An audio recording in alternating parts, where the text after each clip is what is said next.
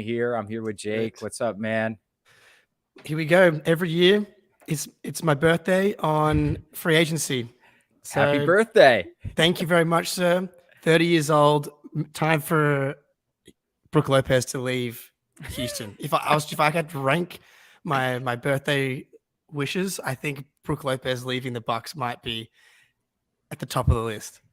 I like that. That would be great. I mean, he was the foundation. What did he come in third for DPOY Yeah. this year? I mean, that's absolutely crazy. So Z Gamer, Yeah. I was gonna bring up Jock O'Clock because Jock I've been o'clock. trying to look at every year, right? The championship contenders, like there are low budget guys who change championship contenders and take it. Like, I don't think the Nuggets win the title without Bruce Brown. Is that fair? He helped a lot. He helped a lot. He helped a lot. So But I mean, yeah, he helps a lot when now he seems like he's like a top 5 free agent target.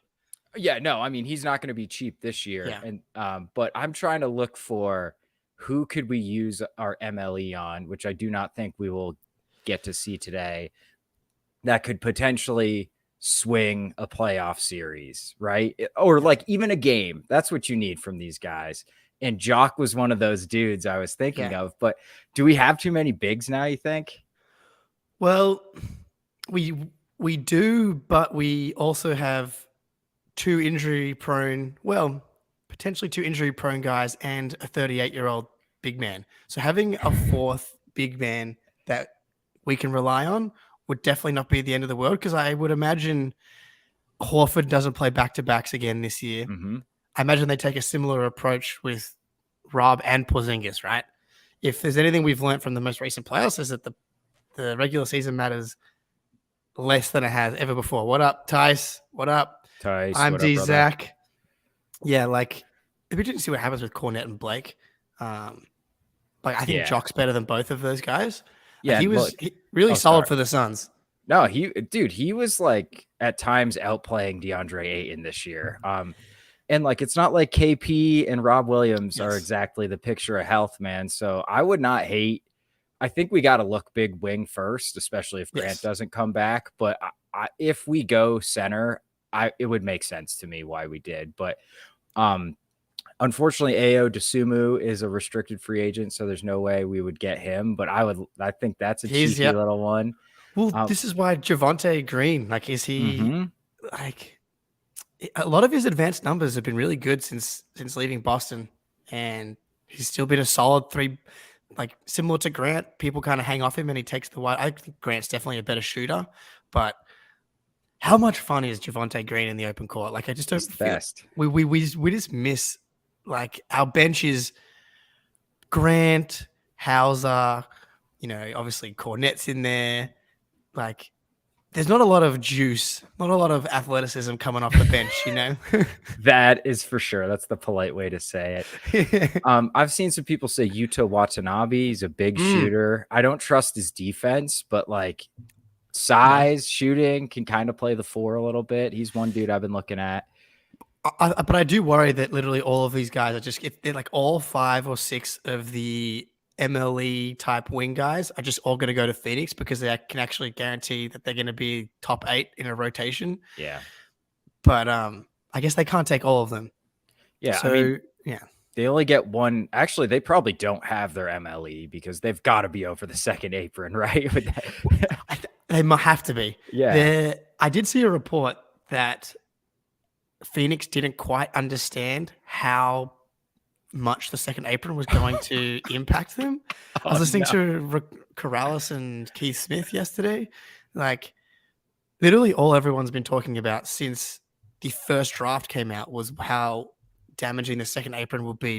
Not to your ability, not just for your ability to make changes in season, but for the next half decade outside of that. So they could very easily be the next. I actually don't think we will have seen, like, if they screwed up this badly, there will never have been a team that's in this bad of a situation if the Suns did not fully realize how bad it could be. Because I mean, they're a Durant injury away from this being a complete and utter disaster, dude. Yeah, I don't know. If two of those guys are healthy, they've got to at least be competent. I would think. No.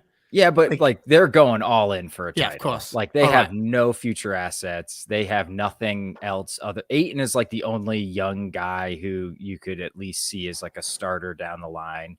Yes. But this is the thing, right? So these teams that have unloaded all these picks for stars, whether it's Cleveland, Minnesota, or Phoenix, right? The pivot out of it, if it really goes to crap, and the next decade looks like a disaster, you just you don't want to, but you can just trade the star that you went all in around, right? So like the Timberwolves aren't going to get a lot back for Towns, but in theory, the Suns could in 3 years, everything's falling apart. Just trade Booker. Yeah, that's true. And they might be able to get something for Aiton too, if his contract has like 1 year left on it or something. So yeah, we got to address the big news of the day, Jake. Your guy, Derek White. I'm gonna see if I can find a pic. Here we go. Oh, that probably didn't come up for you guys, did it? You almost got it. Anyway, we all saw the picture. He is completely bald now. Yes. I love it. As someone else who is battling Father Time on top of his head, maybe this is going to be the sign for me to be the next bald one in the Celtics family.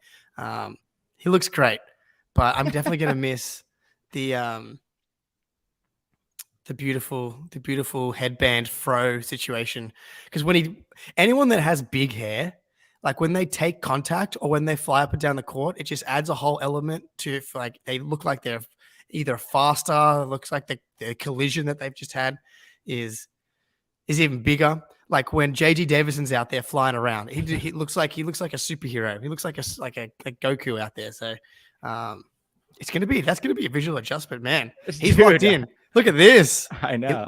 He looks sorry clean, for dude. showing this young girl on our screen. I should have cropped her out, but yeah, I'm not gonna recognize him on the court, dude. I'm gonna be like, who is number 9? Dude, that's Derek White. He looks clean. He looks like he's like, that's his LinkedIn profile picture. Doing work in the community. Yeah, exactly. He's in sales for a software company. Yeah, he's making a move for whatever the NBA Cares Award. Yeah, there we go. Got to get that clean image going. All right, so Jake Fisher, we were talking before we hopped on. Grant, I feel like is like the biggest.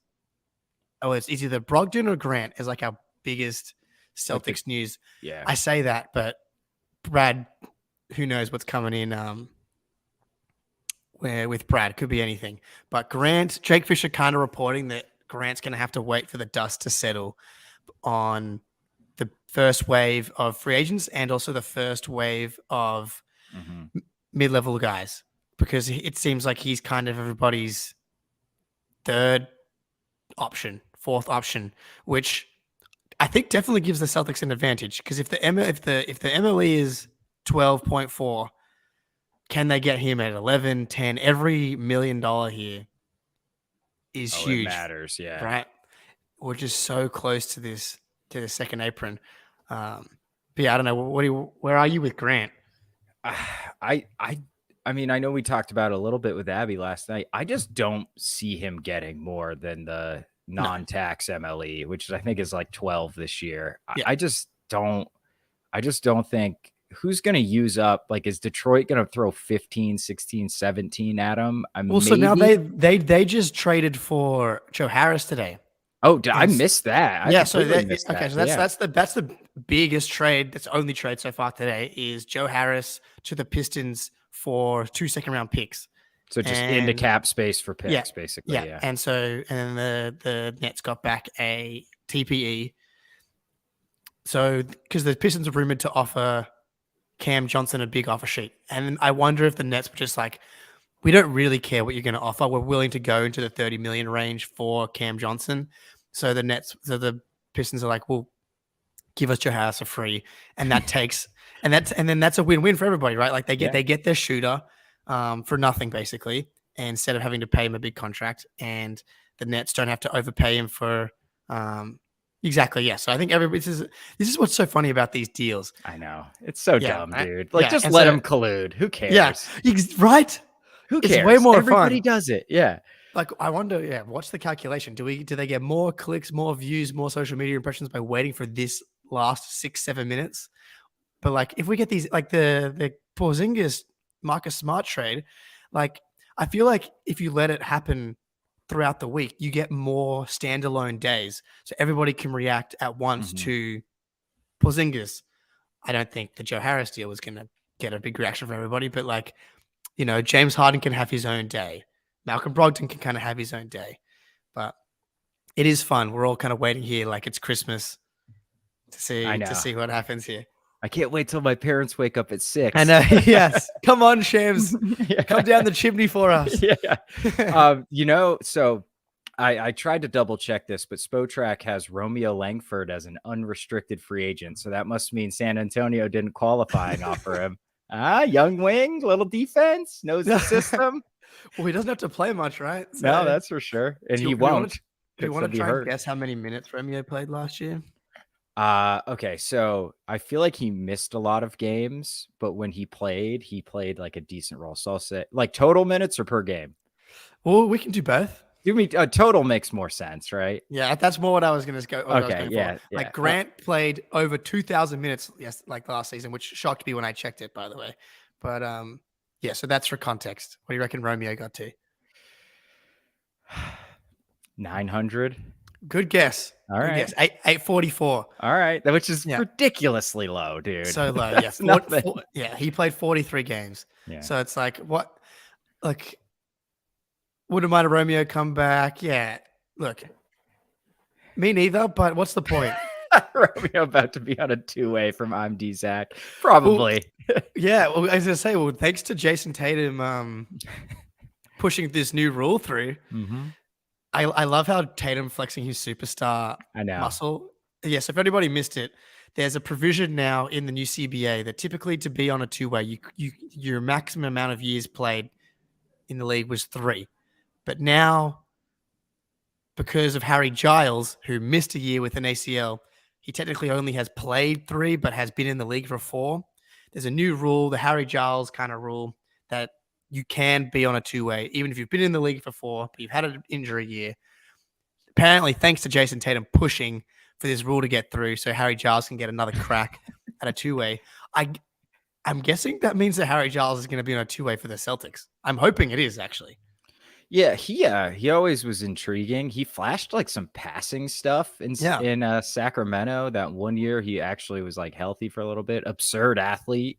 I don't know if he still is, but I think that's the thing, right? I don't think he is anymore. That's probably why he's on his way out of the league, because that was what was really like interesting about him. But I don't feel like Tatum asks for much. It's like, as far as these superstars go, can we get Harry Giles? We have an extra 2-way on a 2-way. Why not? We have 3 2-way slots now. Yeah. I'm guessing JD gets one. I don't know. I think JD might be with the big club, dude. Well, yeah. Do Walshy and JD get a full contract? Walsh, I have no idea. I kind of want to just say do it, keep him with the big club and work him in during the season. Like, we're going to win mid-50s games. Like, let's see what these guys have at some minutes, man. Can we sign one of Jalen's buddies? We have Malcolm Brogdon on the team. Yeah, let's get Kyrie in on the minimum. Jalen's about to make an absurd amount of money. I wonder if that's the first thing we get. I didn't think about that.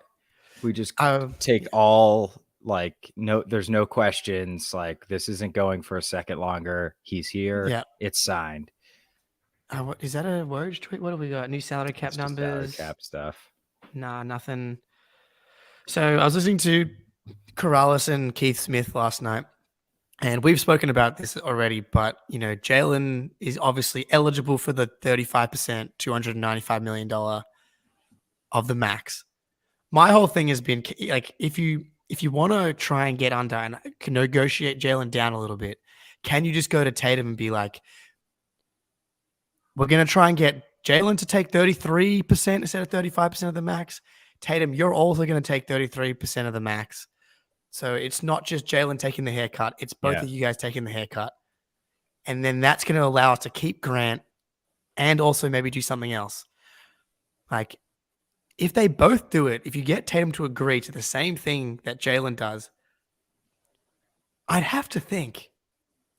It's the Brady, not quite, because Brady took a massive pay cut. Massive. But like, look, dude, you want to win. Like sometimes you just, and look, you're still going to be making $50 million a year. Like, what are we doing here? So much money. And even what Keith was saying on the pod is that Jaylen could sign for like 3 years with options after that. Yeah. And then because the cap's going up by 10% every year for the next 5 years, I think it is. Yep. So like by the time Jaylen gets to his 3rd year, he'll be eligible for more than his extension would have been paying him anyway. And so you take slightly less and then you make that money back when you like do the next extension. Yeah. Dude, these guys are going to make so much. They're going to be money. billionaires, man. Like Tatum, dude, it's like a couple more guys if you want to run through here. Let's do it. Trey Lyles is an unrestricted free agent. I know that's your guy. Yeah, dude, perfect. Like if you lose Grant, big wing. Like Trey Lyles was on the minimum, I'm pretty sure. I believe so, yes. Yeah. So look, and this is the thing with Grant. We all think he's solid. Oh, we got a Shams tweet. Yep. Okay. I think we're off. To the races. Free agent Draymond Green. Draymond back to the Warriors. Okay, not super surprising. No, I was hoping like that would have been a nice present as well, like getting Draymond off the Warriors, because we obviously own the Warriors pick next year, which is a fun subplot. Like top 4 protected. Yeah. Like, look, if they had the 18th, 17th pick this year, 19th pick this year, like that's a fun little pick for us, man. Yeah, that's like 6 second-round picks. Brad can turn that into. We could get 6 Jordan Walshes. yeah, hell yeah. Seth Curry, I feel like he might be an MLE guy this year. He's a little. I don't know if he really fits what we need. I think he would be awesome. Yeah, you think he gets more? I think he would get the non-taxpayer. Yeah, like, I think but maybe not though. I don't know. I could see him just signing for Brooklyn. They have his bird rights, and then just keep him. Right. Yeah. Maybe they just sign him, and because like that's an asset. There's no reason for him to. What is this? Bernardoni. He's quote tweeting the Woj tweet about the salary cap and commenting about how we actually know what it's going to be this year. Whereas back in the day, they were just like, we think it'll be around here, but just sign some contracts and then we'll let you know. So Tyson in the chat, Stanimal. Who's Stanimal? Stanley Johnson, I'm pretty sure. I was going to say, is it Stanley Johnson? You know what? When he's played the last couple of years, like I've been like, he's big. He's a good driver. He's aggressive. Yeah. I don't know. I would be fine, totally happy if he is one of like the 14th men.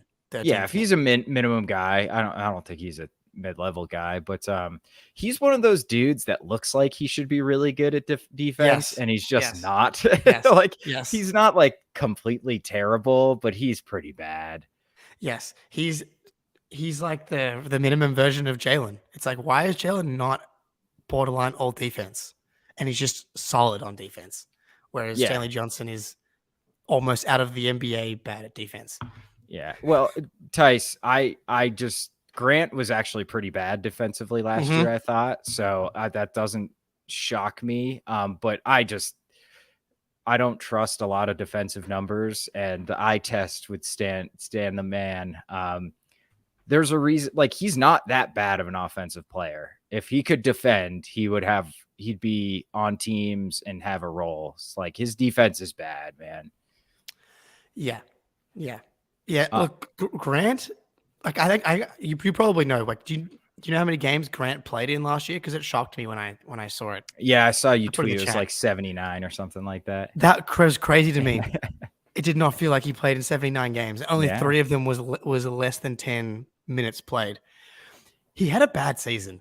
He kind of did, yeah. Right? Like the defense slipping is like, dude, that's what you're here for, man. Yeah, it can't slip. It can't slip. No, Trey Lyles going back to the Kings. No, the dream is dead. No.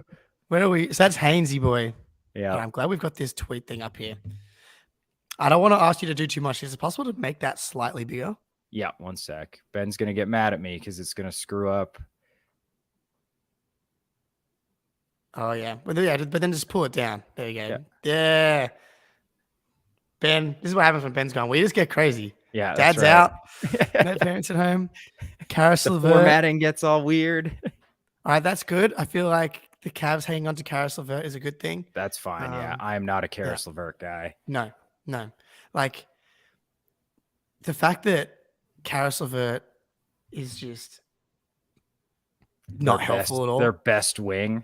Yeah, like he's the quintessential, like, if you catch him on the right night, it's like, oh my god, they got Karis LeVert for $32 million. Yeah, he dropped 50 on the Celtics like 9 times. How is he not? How is he not a max guy? And then he is basically unplayable against a Knicks team. Again, a guy that should be much better on defense. What, you're like 6'6" and very athletic. Why are you not better on defense? Yeah, it doesn't make any sense. He also shot. Woj is pulling some water for Karis LeVert's agent here. 39% from 3 last season. I'm also pretty sure he had like by far a career low on 2-point makes. So on like 2-point percentage. So like he's just not that guy. Kobe White heading back to the Bulls and Drew Eubanks. Okay. To the Suns. I wonder if he was just willing to take a lower number than Jock Landale, because I'm pretty sure Jock Landale's better than. No. Oh damn it! Taurean Prince to the Lakers. Prince to the Lakers. Oh, I love that for them. I hate the Lakers bump. The Lakers, like, they just get everyone that they want, dude. I know, it's absolutely infuriating. Kobe White, what did he go for? $11 million a year. Yeah, he's one of those, like, all he does is score. He's fine. Yeah, the MLE, the full MLE seems about right for him to me. Yeah, and that's like, people like, that's like, does Grant get more than Kobe White? He's been more impactful, at least in the playoffs before. Yeah.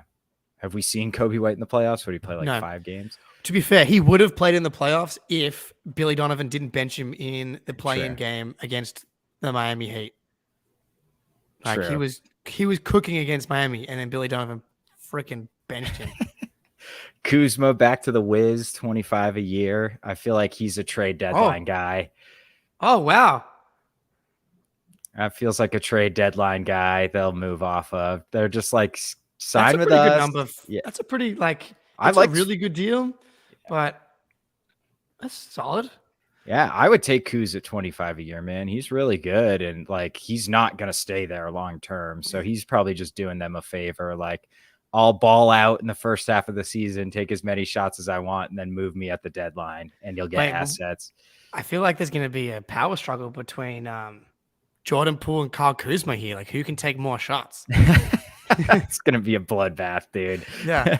God damn. That's like an unstoppable force, immovable object. Those are 2 chuckers where on teams.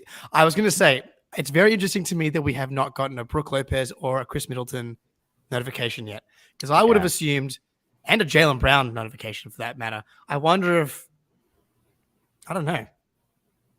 I would have assumed those conversations have happened already, but I don't know, because those things are kind of done. People are focused on like the real competition for other free agents. Like, Jaylen, we'll get this sorted. Let us focus on whatever. Yeah, you can sign the extension in August. It's no big deal. Let us work on the other stuff. What is he? I don't. I don't get it. I don't get it, man. I'm sorry. I got him. All 10. What's going on in Magic City? He's too cryptic for me. Yeah. Where's Windy when we need him? Oh, I think that's what he must. Oh, right. Okay, got it. Yeah. Well, I got it. Okay, so we got some Brogdon questions in the chat here. Philip Hart says, what do we think about Brogdon over to the Clippers? They've re-engaged. I know, we're sorry, Ben. Norman Powell and a pick. I know that you were looking at Batum and somebody else. Yeah, Batum and Covington for Rocco, yeah. Brogdon. No. That's what it's saying. If we do a Brogdon trade, my dad just looked at me with a shocked face, as if were reporting a Brogdon for. No. Norm Powell is basically Brogdon. Yeah, really, he is. They're like shockingly similar size too. Basically the exact same player. Yeah. I don't think Powell's doing much playmaking either. But like, if you get back he makes like $4 million less, I think, and if you get an asset on top of Norman Powell, then you probably do it. We have potential drilling going on in my house. Dr. R. Jack, I'm with you. I think Eubanks is a nice rotation player, dude, on a vet min. Like you can't do a lot better than that. But so what? Like Jock Landau's going to get more than the vet minimum? I don't know, man. Maybe he thinks he's an MLE guy. That's why, like, a lot of those type of guys who think that, they at least want to see if they can get the MLE, and if they don't, they'll probably stick around for a vet min somewhere. So Woj has come in and said Kobe White is a 3-year, $40 million deal. We got a Woj Shams disagreement.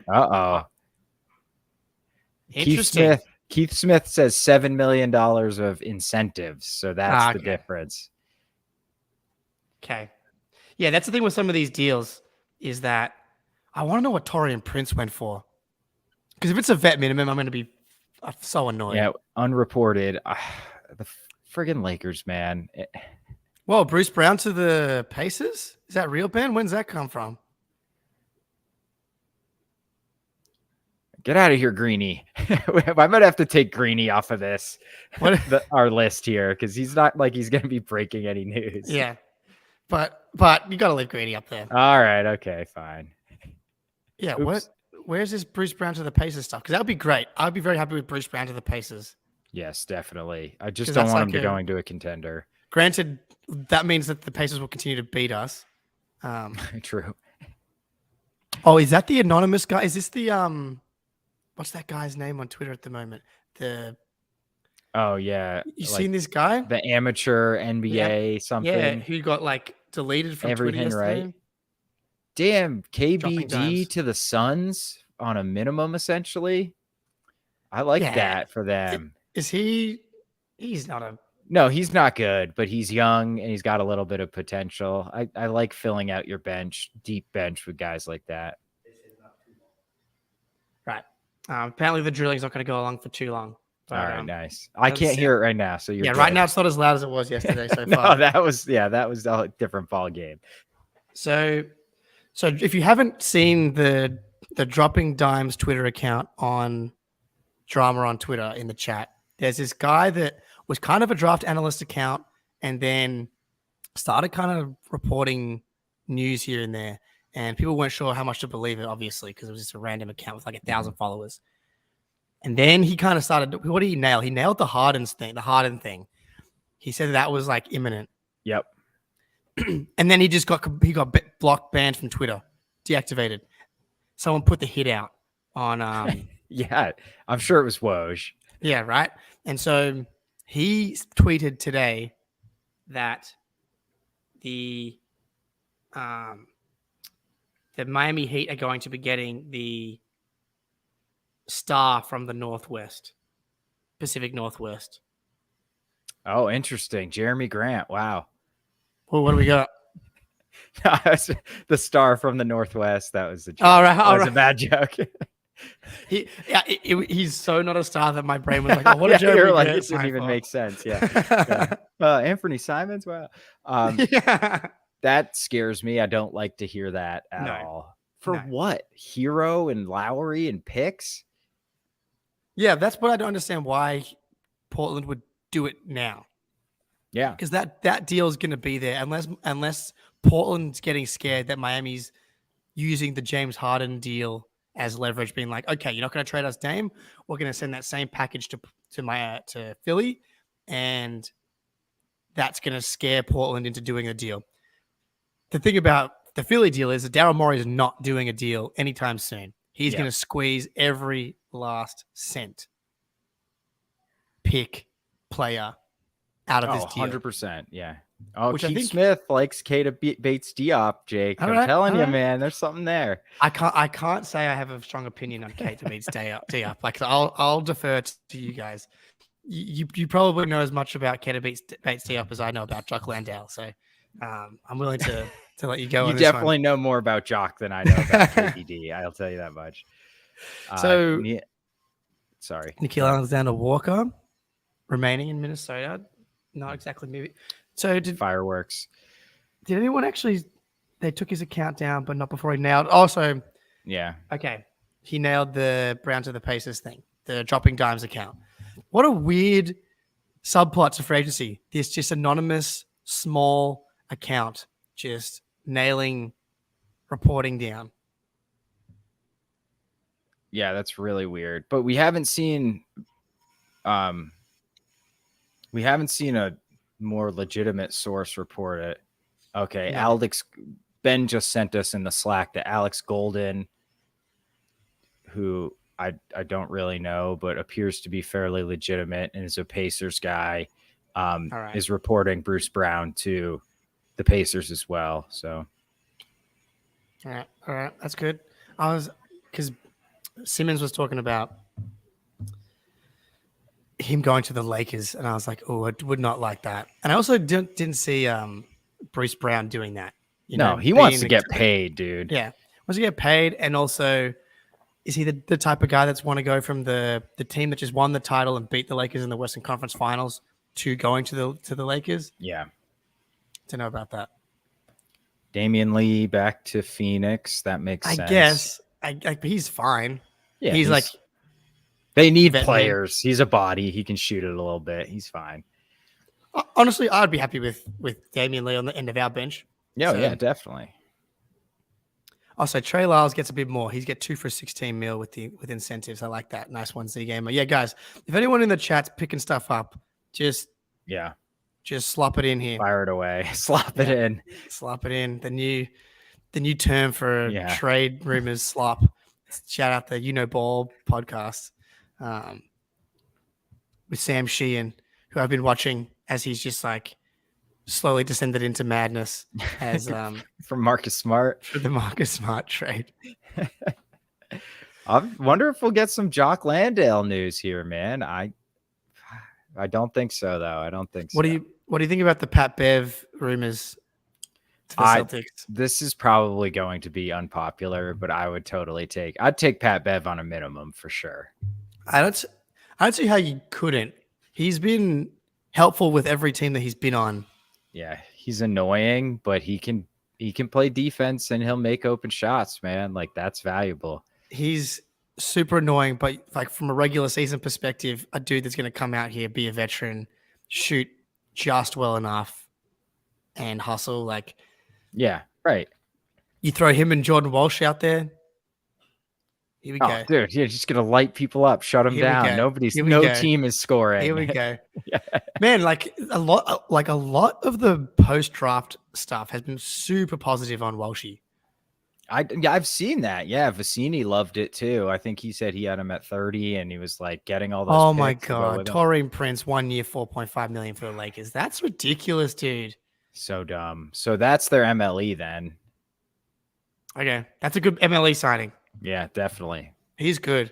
Okay, so Malik Beasley, they waived him. He was previously on like a 15 mil type contract. Yeah. And kind of just got passed around this last season, and now he's a free agent. Wow, Bruce Brown got paid. Bruce Brown. Yes. 2 for 45. 2 for $45 million for Bruce Brown to the Pacers. Just relaying that to Dad. That's big. That's good. Good for Bruce, man. Yeah, dude, he deserves it, man. That's the Indiana tax right there. Yeah, big time. Wow. Because I imagine, like he was like tossing up. Is it the Lakers for 12 or is it the Pacers for 22?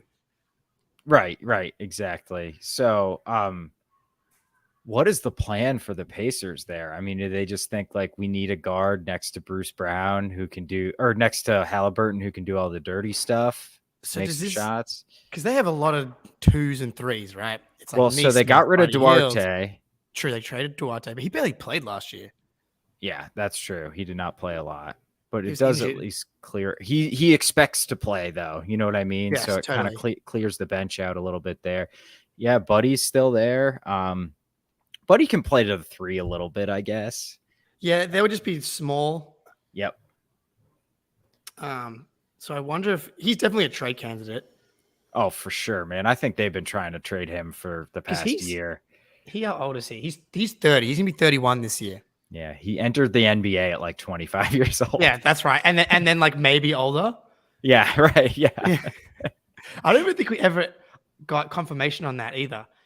Because I'm looking at his basketball reference page and there's no like. Is there an age controversy section? Well, I'm like, yeah, it doesn't go from 25 to 27 or anything like that. He hits every age on this on basketball reference. But yeah, he's 30 and I think he's an expiring deal, if I'm not mistaken. Is he like 18? Yeah, so he's got one more year, 19.2. 19.2. Yeah. So yeah, they could probably move off him. And then you think you can eat him for a year and then bring him back on the bird rights at like 10 million a year, something like that. That could be a plan a team has in mind. Yeah. Where did Beta D-Ups actually go again? Sorry. Where did Bates D-Up actually go? Was it Phoenix? I think it was Phoenix. Right? It's Phoenix, right? So yeah, Michael Spitzer, look, Prince. Yeah, Phoenix. I think we're waiting to see if we keep Grant before we use our MLE. That would be the order of operations. So like we're probably going to get the second bite of the apple. Also, whoever comes to the Celtics on the MLE is not going to be getting a guarantee of playing time. No. They're not going to be starting. They're not going to be starting. They have to beat out Hauser, which is no small. Oh, here we go. Wow. Jeremy Grant, 5 years, 160 million. Baby. What the hell? They're not trading Dame. No. That's not a we're trading Dame move. That's 32 a year for Jeremy Grant, dude. Jeez. Like Kuzma for 25 mil or Jeremy Grant for 32. This is the new NBA where everyone's getting paid a lot of money. Oh, yeah. And so Michael Spitzer, I'm with you that it would be great to have gotten Prince or Bates Diop, but those guys are looking, they know that there's not going to be a big contract out there for them. So like Jake, you were saying, like they want playing time so they can prove they're worth the big contract. And there's just nothing, the Celtics just can't offer that, man. So we're not super attractive to some of these like younger guys with potential. I mean, we're probably looking at vets and then like the Dennis Schroeder style, like, oh, nobody came through with anything bigger than the MLE.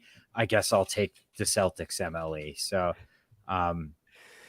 we're just not super desirable for these low money guys. Yeah. Derek White's going to get 200 million on his next contract. This is so actually I had you know Nathan Marzion from oh yeah, I saw you were mixing it up with him today. Yeah. It's always fun when an account that's got like 50,000 followers like gets in amongst you because you're just going to end up getting massively ratioed. Yep. But so he was like the Chris Middleton for $130 million contract can hit like crack, as in like we can't wait to sign Chris Middleton to a $30+ million contract. And I was like, never done crack, but that sounds like the opposite of what crack's supposed to feel like. Yeah. But he was saying this, like, and it's probably a fair point that this is the new NBA where that makes him like the 40th highest paid player in the league. The difference is Jeremy Grant is what, like late 20s? Yeah. And hasn't had 2 knee surgeries in the last 12 months. And look, Middleton did not look like the same guy last year. No. I mean, not at all. Celtics news, KP, 2 years, 60. I like that. 30 mil a year. That's not way under like his max. Okay. So, all right. Porzingis extends 2 years, 60 million, which is kind of what we expected. Yep. That's under what that's fine. That's fine. Hey, yeah, he's cheaper than Jeremy Grant. I'll take KP over Jeremy Grant. That's for sure. Wow. Wow, Jeremy Grant, man, he has been cashing in. Yeah. It's the power of big wings, man. Like if you were Jeremy Grant's good. I don't want to downplay it, but he's just made way more money. Yeah. Yeah. But he's like the Nuggets, a good starter. Like the Nuggets let him go for basically to retool for Aaron Gordon. Aaron Gordon definitely better than Jeremy Grant. Mm-hmm. And then Bruce Brown kind of does the same stuff as Jeremy Grant for much cheaper. Yeah. Zinger cheaper on an extension than Grant. Yeah, that's Brad at it again. That's beautiful. Now announce Jaylen 30% of the cap. Let's go. 31. Just so we say we paid him more than he could get in the open market. That's good. Good job, Brad. So I wonder.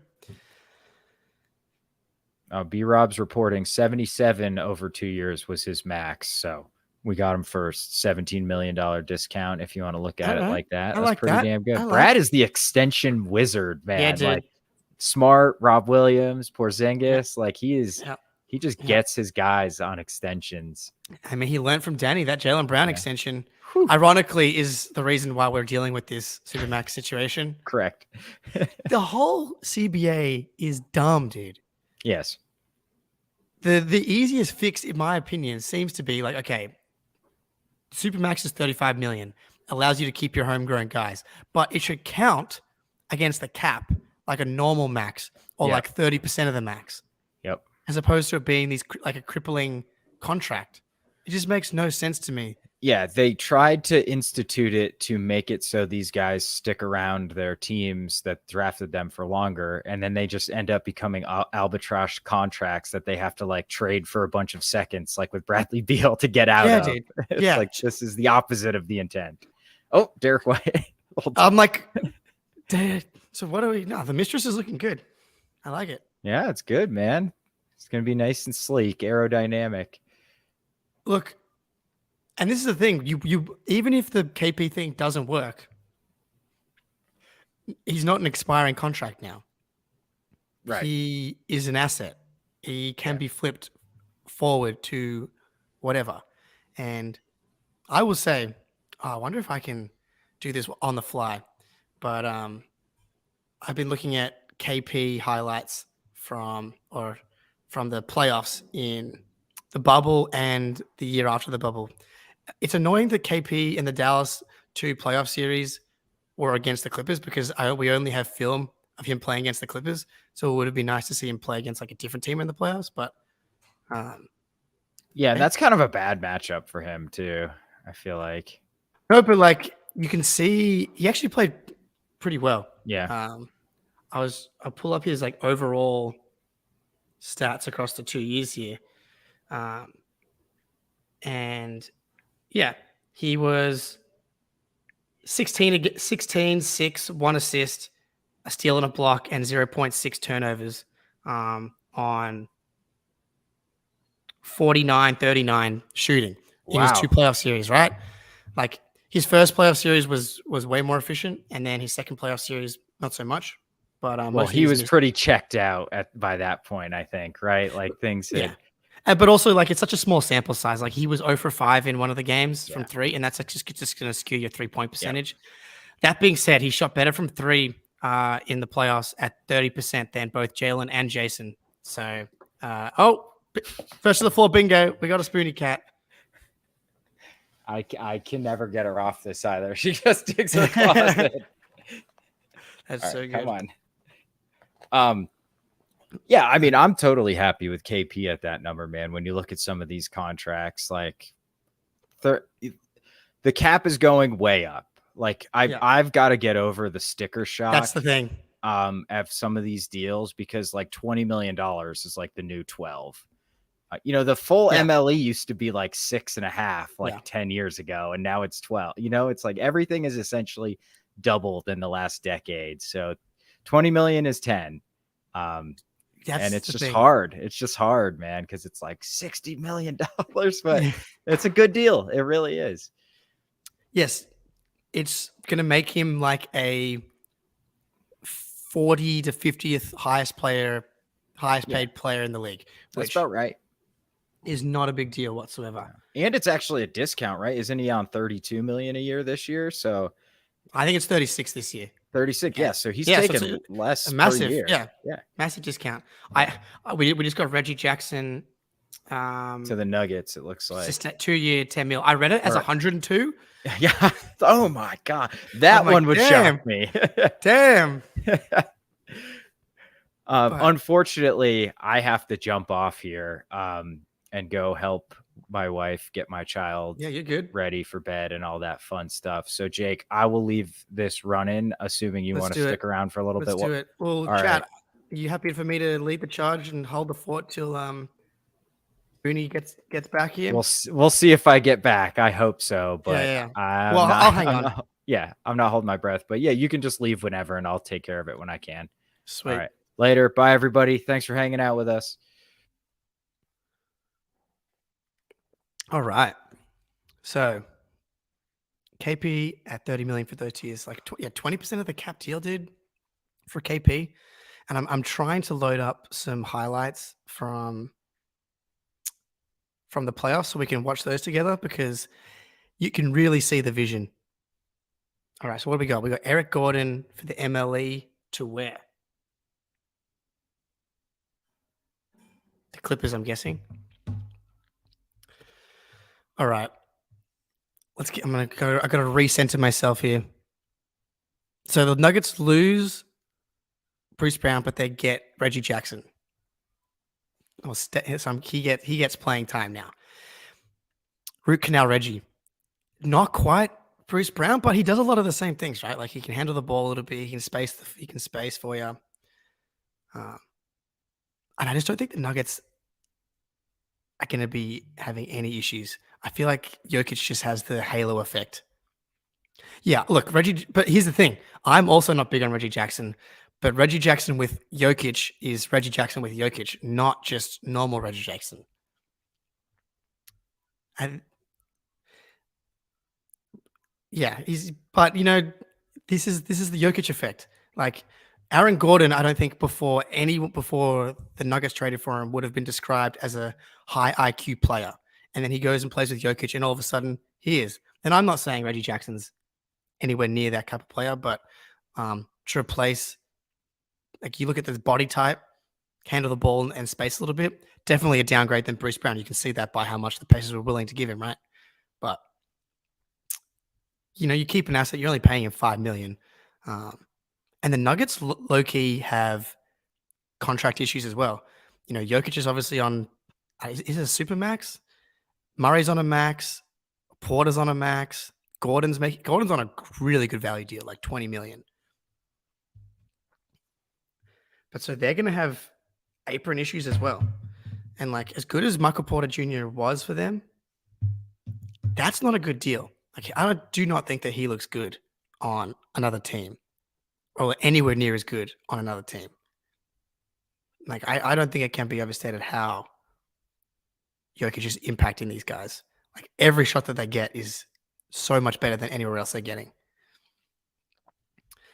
All right. Let's have a look at the tweet machine here.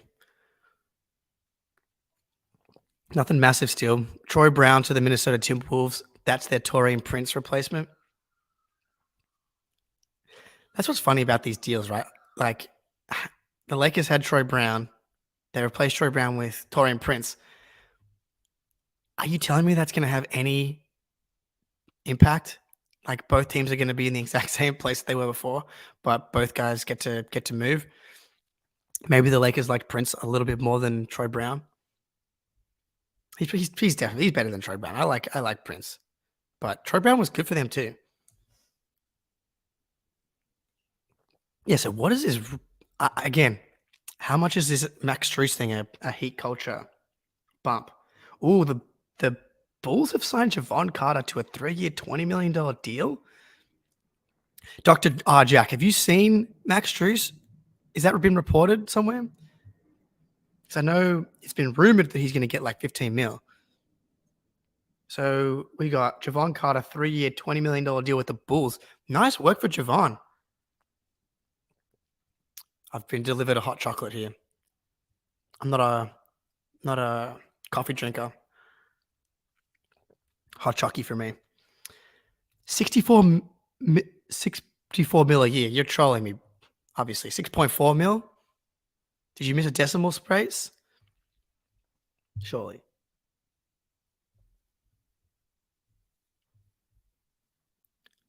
Evan Masai, he knows stuff. Carter would have been like Patrick Beverley, but actually good replacement. Gotcha. 4 years, 64 mil. That's for Strusy boy. Damn. Wow. Man, this is why it's called the Never Broke Again League. Like, God damn. Yeah, Javon Carter is if Patrick Beverley was really good. But that's good for us. He was huge for Milwaukee last year. Let's see how many minutes he played for them. I feel like he was like easily in the top 8 in minutes per game. Let's go totals. I prefer totals when it comes to minutes. Javon Carter was 6th on the Bucks in minutes. That's a good blow. Oh, spilled hot chocolate on myself. Overpay for sure, but I don't know. And where does Truce go? Metu, I kind of like. Interesting. I don't understand why the Suns would. The Bucks have nothing, no space, which is why I'm wondering if Middleton's camp tries to play hardball. We were talking about 4 for 130 being what Bucks fans are kind of hoping to get him back for, but if he tries to play hardball and says, "I'll just kind of go into like," would Houston pay Middleton like 40 plus mil? Probably. Strooch to the Cavs. That's a nice fit though. That's a really nice fit because they desperately miss shooting. The difference between Strooch on Miami and in Cleveland is going to be really interesting to me because they were able to turn Strooch into a pretty solid defender, but that's surrounded by the rest of the Heat culture's defense. The Cavs defense in the playoffs just turned into dust. Like Donovan Mitchell and Garland. Yuck. I don't know in the chat here. I know there was reports, rumors, reports probably strong. Thanks, Philly B. Appreciate you. Of Garland being potentially open to being moved. I think it's baloney. But I don't think I would do a Garland for Jaylen trade straight up. It's just all of a sudden you're kind of small. It's like Derek Garland backcourt, Tatum at the 4, at the 3, and then you almost have to play double bigs unless you slide. You definitely want to keep Grant then, because then you put Grant at the 4. But I don't really feel like Grant's a starter in the league. I think he's a bench player.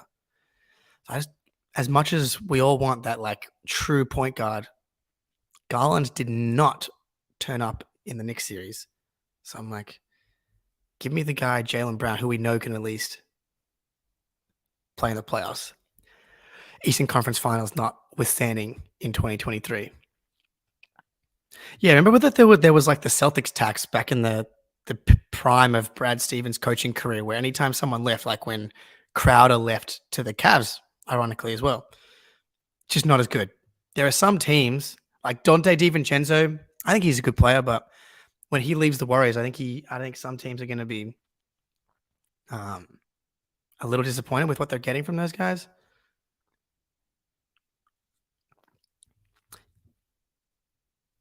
Sorry, Spitzer. Look.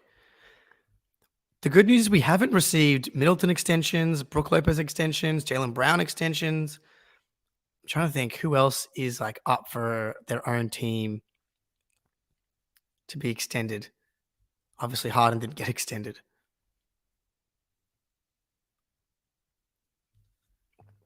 The problem is, it doesn't seem like we're getting real value back for Brogdon. Like, for example, if we do the Clippers trade, and I'm doing the bad juju again, apologies, but like, if you do the Brogdon trade, are you getting like Batum and Covington back as your wings? They're fine, but completely different level. The roster just is a completely different balance than what we're used to, and it could work. But as disappointing as Jaylen Brown's defense is in the playoffs, still solid. Still not able to like Jimmy Butler go hunting for Jaylen Brown possession after possession. If Garland is on the Celtics and we play the Heat, that's going to be just food disaster. And you cannot be giving Jimmy Butler easy money. I will say I'm happy we haven't seen a Dame trade yet. What do we got? Nothing big still. All right.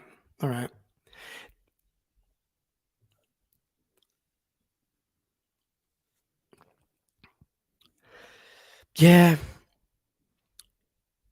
I don't think we can do all three of those. I think Powell makes like 18 million. You would almost have to do Powell on his own if you want to do it just for Brogdon. Maybe you send Pritchard as well, but then now we're really struggling for guard. I guess if you're getting Garland, then you're not as worried about the guards. I don't know. I'm out on it. If I'm moving Jaylen, I want like a proven playoff guy. And Garland last year in the play-in game against the Nets really struggled. Granted, there was no Mitchell and he was the only option. This year, he had one good game against the Knicks. Other than that, man, I just got a notification saying Brown contract has team option. Bruce Brown, not Jaylen Brown. Whew. But I wouldn't mind a Jaylen Brown team option on a 4th year. Yeah, it feels a little quiet right now, right? The biggest news we've gotten in the last 6 minutes is Chimezie Metu, who I like. So the Suns have picked up Eubanks and Metu as their Jock Landau replacements. As much as I love Jock Landau, that's probably fine. I actually really like Metu. They are desperately Booker's definitely the best playmaker on that team now. But similar to the Celtics, I think they've got real playmaking issues. I would say Booker's has the edge on Tatum as a playmaker, but the Suns don't have Derek White, who would be the best playmaker on the Suns. They have real issues playmaking. So it's like, I like Metu as a lob threat, but how many guys can actually throw Metu a lob? Yeah, I think, look, we go back to the Zinger extension. It's a great extension. He's making $36 million on the last year of his option that we traded him for. And now to get him for $30 million, that's less than he's currently making. And the maximum extension we were able to offer him was $77 million.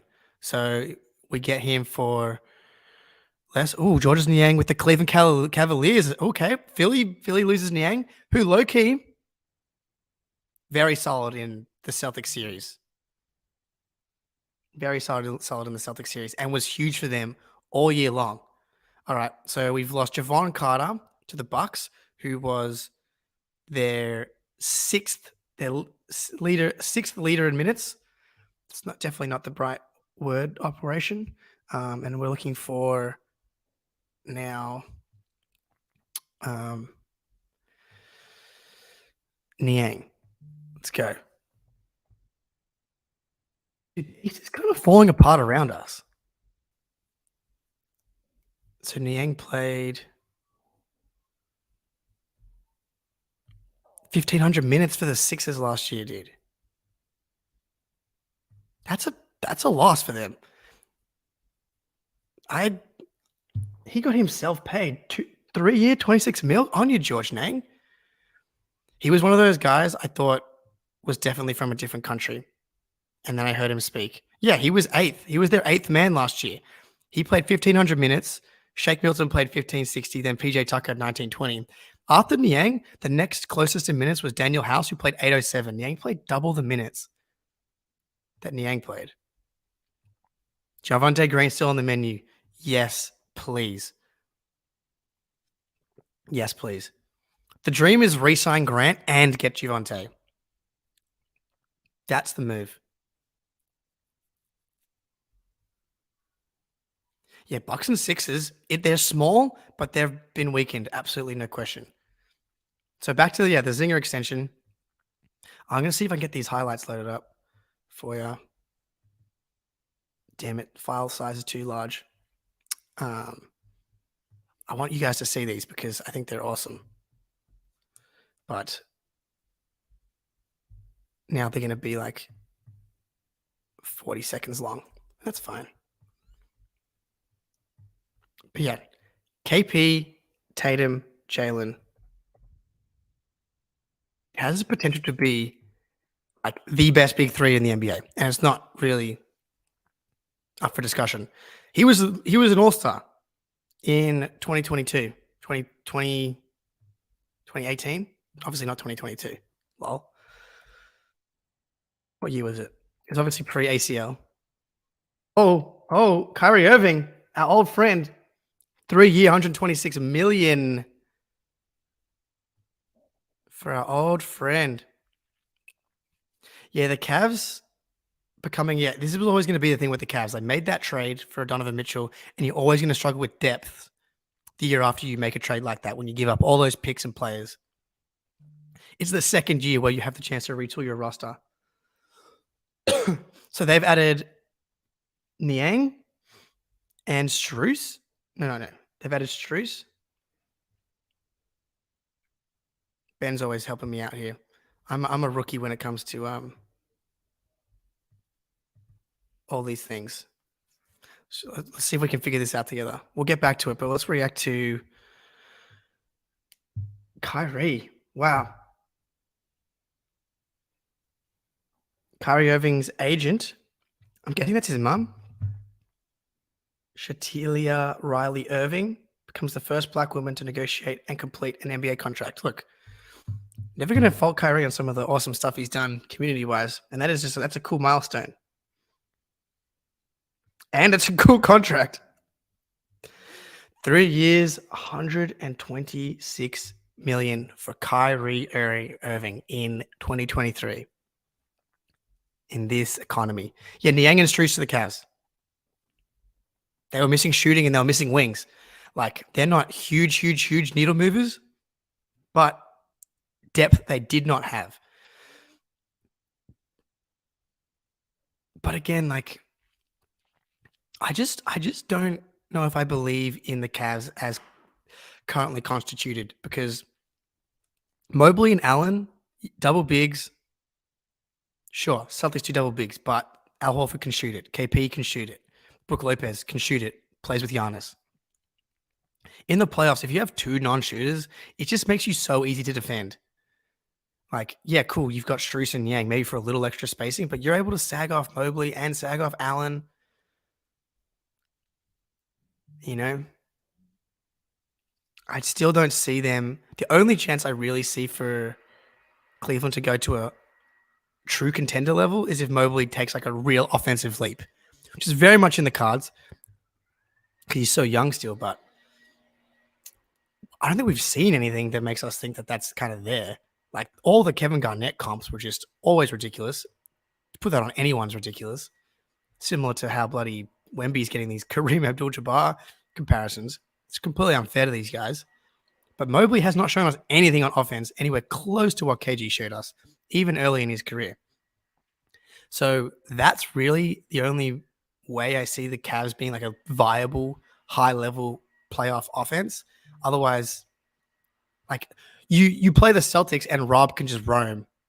KP can roam defensively so way too easily. And that's the Celtics at their best when they're able to play that type of defense. So that doesn't really worry me. And then the Donovan Mitchell contract's coming up. Like, NBA moves fast. it's going to be. He's always been rumored for the Knicks. Always. Donovan Mitchell has 2 years left and then a player option, which means he has 2 years left. That is not long, especially if next year's like maybe we're contenders. The Sixers are down bad. Feel apart. Down bad. Like there's just no. Oh, here we go. What do we got? Chris Middleton. That's a good deal. What, 35? Look, I tweeted that you don't want to pay Chris Middleton a 4 for 130. The fact they got it for a year less, that's really well done by them. But man, Davey D, we literally started the podcast talking about D White shaving his head. He looks beautiful. Yeah, he looks like a LinkedIn executive now that gets buckets and takes charges and gets blocks. Sixers down, or mate, we're up. The East is collapsing. The thing about, if you haven't been listening to any of the James Harden stuff, the Sixers have no leverage now. James Harden is a 1-year rental for whoever he gets. The reason he can't be extended like KP just was is because James Harden signed a 1-on-1. Remember, the Sixers loved themselves because, we got James Harden to take a little team discount. Our culture, so great. Wink, wink deal. PJ Tucker. That opened themselves up to this possibility. A lot can change in a year in the NBA. Oh, here we go. Okay, so Toronto does keep Jakob Poeltl at $20 million a year for Jakob Poeltl. Man, it's hard to tell if these deals are good or bad sometimes at this point with like the new CBA and the rising cap, because 20 million feels like a lot, but Vooch got 20 million. I'd say Vooch is a better player, but like impacting on wins and losses, they're pretty much the same to me. Whoa, Cam Johnson, 4 years, 108 million. We're flying now. We're flying now, balls. Oh, jingles to Orlando. Wow.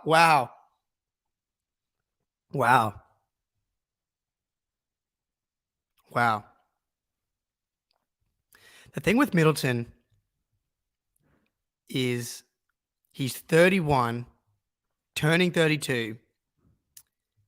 He had 2 knee surgeries in the last 12 months. I'm sorry. The amount of people that have multiple knee injuries after the age of 30 and then regain peak form, you're going to have to remind me of those players, because even Kevin Durant, who was incredible after his Achilles injury, did not get back to peak form. Like, as amazing as he was for Brooklyn, go back and watch what he looked like on OKC and the Warriors. Different level of athleticism. Kyrie back with Dallas. Ben? Yeah, I think it's totally fair to have a healthy respect and fear of Chris Money Middleton. But look, he has not been a Celtics killer for years now. So, and I think the biggest thing for the Bucks is when you match up with the Celtics, you need to have perimeter defenders. He was their best matchup for the Jays. Drew Holiday is in a vacuum a better perimeter defender, but you saw with Jimmy Butler in that first round, too small. And so if Middleton's not going to be the same level of defender as he was prior to last year's playoffs, that's just, who do they have? They're bringing back Jay Crowder. Could not even get on the court against the Heat. Jingles. I mean, he wasn't really an issue for the Celtics, but like those guys were big reasons why they won so many games. I watched so many games where Javon Carter saved them. He was immense for the Bucks. But no. So they lose 2 guys in their top 7. Excellent. Cam Johnson went for 4 for 108. Like, you're telling me that you'd prefer to have Jeremy Grant at 32 than Cam Johnson. I guess it probably wasn't an option for Portland. I will say that has to mean that might be the best news of the day is Jeremy Grant getting that extension, because that to me signals no Damian Lillard trade soon, which is great news for us. I think this is the thing, Z Gamer, is that 20 million is kind of the new 27 million, and 15 mil, like Jakob Poeltl getting 20 mil and Vooch getting 20 mil. I think that's just that's just inflation. It's too bad my salary isn't seeing the same bumps. Actually, it's my last day working at my job from the last 6 years. Officially unemployed for the future. Just letting it fly. Damn. 27 million for Cam Johnson is a lot. Remember when everybody laughed at Phoenix for that draft pick? And he's been like one of the best draft picks in that draft class. Granted, he is almost 30, I'm pretty sure. He's got the Buddy Hield effect going on. Oh, he's only 27, still young, I guess. Could you please You and me both. So they've lost Strus so far. That's the only thing that's happened to Miami. We're waiting on Gabe Vincent free agency decision. And they kind of sounds like they sniffed around James Harden. But I'm pretty sure that that's a leverage play against Portland. Like, can we scare Portland into thinking that we're going to give the package we've offered for Dame to Philly, meaning that package is now gone? Because I think Portland was thinking, why would we take the Miami package if it's going to be there at the trade deadline? Absolutely no reason to. Miami comes in, hey, we're going to offer this for Harden. I don't think anyone believes that Miami would trade for James Harden. Even Heat culture can't save him. Yes, I shouldn't say. I am technically employed by CLNS Media, the GOATs. But yeah, so Miami lost a rotation player. Milwaukee lost 2 rotation players. Philly lost a rotation player. Celtics extended their big signing. And we employ Walshy. Speaking of our signing, look at this guy. This is KP. This is not just shooting. Look at that. Pump fake, drive the closeout, relocate, take the dump off, Luka, dunk it. Firstly, also, look how slim Luka looks in this stuff. Drive the closeout, mid-range, pull up. Dude, this guy is like a legit 3-level scorer. 3 plays, catch a lob, drive a closeout, make a pass, mid-range pull up, fake handoff, Euro step, 7'3", over our old friend Marcus Morris. Boom, short roll, into the zone, pull up, bang. Crunch time. Oh, and by the way, can just shoot from like 30 feet. Are you kidding me? Obviously, they're highlights, not a perfect player. I was watching some highlights where Spoonie posted them. And it was like, okay, Porzingis, 1 for his last 18 3-point attempts. So yes, not a perfect. But like, this dude shot 39% from 3 on high volume, high difficulty shots.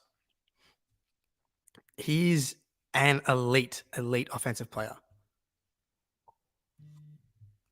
The thing about the defense with the question marks, it wasn't like, I still don't understand how we had the second best defense last year. Like, who on the team had a really good defensive season? Derek White, obviously, second team all defense. Marcus Smart had maybe his worst defensive season he's ever had. In the regular season, he was much better in the playoffs. Rob missed half the year. Al was not as good as the year before. Jaylen was fine. Tatum was as good as usual. Brogdon was Jason was absurd defensively to start the year. Agreed. I would say he was the Celtics' best defender, especially when you think about him leading the team in rebounding. Like, he cleaned up so many of the boards. I think it just speaks to the team defense. Overall, the Celtics just don't have that many bad defenders. And that's how they got to the second best defense. And so I think Porzingis, when you replace him for some of Al's minutes, I actually think the defense could be as good or better. And it gives them more options rebounding wise. They can be huge. Yeah. This is the thing. Like, as much as we talk about Jalen's defense not being good, this is all relative. And JB can defend better than ever. Are we missing anything? So let's review here. Middleton 3 for 102. I have to say, like, you got to feel pretty happy if you're a Milwaukee fan to not have that as a 4-year, because that takes him to age 34-ish. I'm still not confident in Middleton's ability to bounce back to previous form. Jakob Poeltl 4 for 80. Man, Toronto, right? They are they making the playoffs? Like, what's their path to being good again? I don't see it. I don't know why they're not trying to blow things up. Masai Ujiri, man, I don't know. Outside of that Kawhi deal, and he drafted OG Anunoby and Siakam like 6 years ago. Like, what have you done for me lately? I need Hauser minutes in my life. This is like maybe the number one reason why I want to keep Grant is that if we keep Grant, I feel like maybe we don't go for another wing. I want Hauser 15 minutes a night. I don't understand why he dropped off so much last year. It makes no sense to me. Every time he's on the court, everybody sees he holds up defensively, moves without the ball, and obviously shot 40% from 3. And like, he'll get up 6, 7, 8, 9 3-point attempts if he plays 20 minutes. And teams have to really close out hard on him.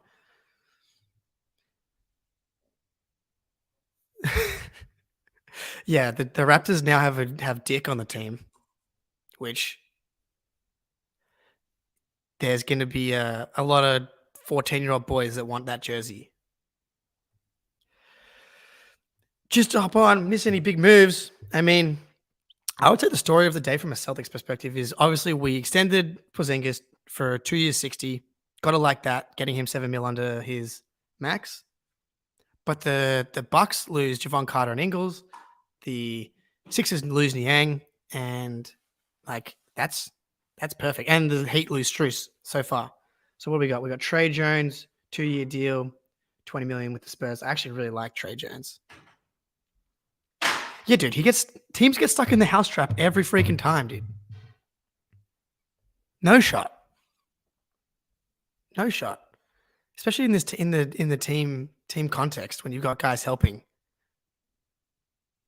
Yeah, me personally would never laugh if I saw someone wearing a Dick jersey. Not funny at all. I'm really excited to see this coaching staff next season. Really excited. Cassell, Charles Lee, Joe's and Brad talking about post-ups, as we've been freaking screaming here for the last 12 months about getting Tatum more post-ups. We're getting a Tatum KP post-up masterclass. Are we getting 15 minutes of PP next year? I don't know, dude. I don't know. Because 15 seems high. But, does Brogdon start the season? I don't know. I'll see. Should we try and form the minutes of the Celtics right in front of us? Let's go. Let's see if I can figure out how to do. It's why I need a producer to make a minutes. We better freaking not. PP is trash. How dare you? I actually disagree strongly. PP is not trash. I think he is a 7th, 8th man in the NBA. Absolutely no question. So the 1 year that Pritchard actually got consistent minutes was his rookie year. He was 6th on the team in total minutes his rookie season. The Celtics went 36-36. Obviously, their worst year of the Tatum era. But you know who was also on that team? Tristan Thompson and Daniel Tice are our double bigs. Sorry to even just, blaspheme against Tice a little bit here, but, Thompson and Tice is our double big lineup. Shemi Ojale was like our sixth man. Jeff Teague almost played 1,000 minutes. Jabari Parker was on the team. Carson Edwards was on the team. Romeo Langford was trying to play. Aaron Neesmith was honestly like a top 7 player on that roster. Yeah, dude, he's not able to play in the conference finals. Sure, he should. Joe should not have played him in the conference finals. But is a regular season fill-in to play 10, 15 minutes a night? Absolutely has value. Absolutely has value. And also maybe just Joe Mazzulla. Don't play him while Jimmy Butler's out there. How about that? That was a disaster decision. Disaster decision to play him at the same time as Jimmy Butler. I think Pritchard's defense is fine. Totally fine. He fights. He gets loose balls.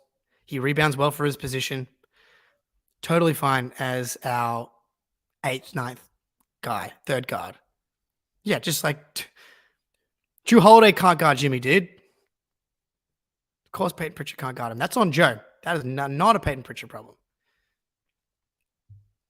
Yeah, so no news on Grant or JB, which means Brad has some shit cooking.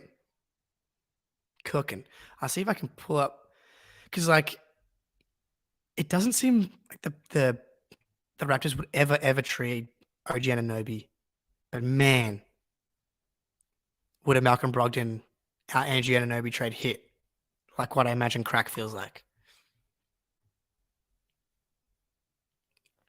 I don't know how you can't be a believer in Pritchard, dude. I was in Boston, game 2 against the Brooklyn Nets. Celtics down 17, and Pritchard's the reason they come back in the playoffs. He can play. He's a big time player. He was won big state championship games in Oregon. He's hit big shots for us. He shot 40%. He shot 39% from deep 3 range still this year. He's not a pure point guard for sure. But the whole team is not a pure point guard team. It's just like a shared attack of playmaking, ball movement, and shooting. Regular season minutes. Tell me the better option for $4 million. I would prefer to get DeLon Wright, Monte Morris. Those are kind of backup point guards that I think are better than Pritchard. But if you have to give up assets to get those guys, then I don't really think it's worth it. Appreciate it, dude. Sup, Landon, legends. Is OG a JT guy? The OG JT? Don't know. My brother hit me with what we got here? With a JB Grant picks for KD Cam trade. Then he got me for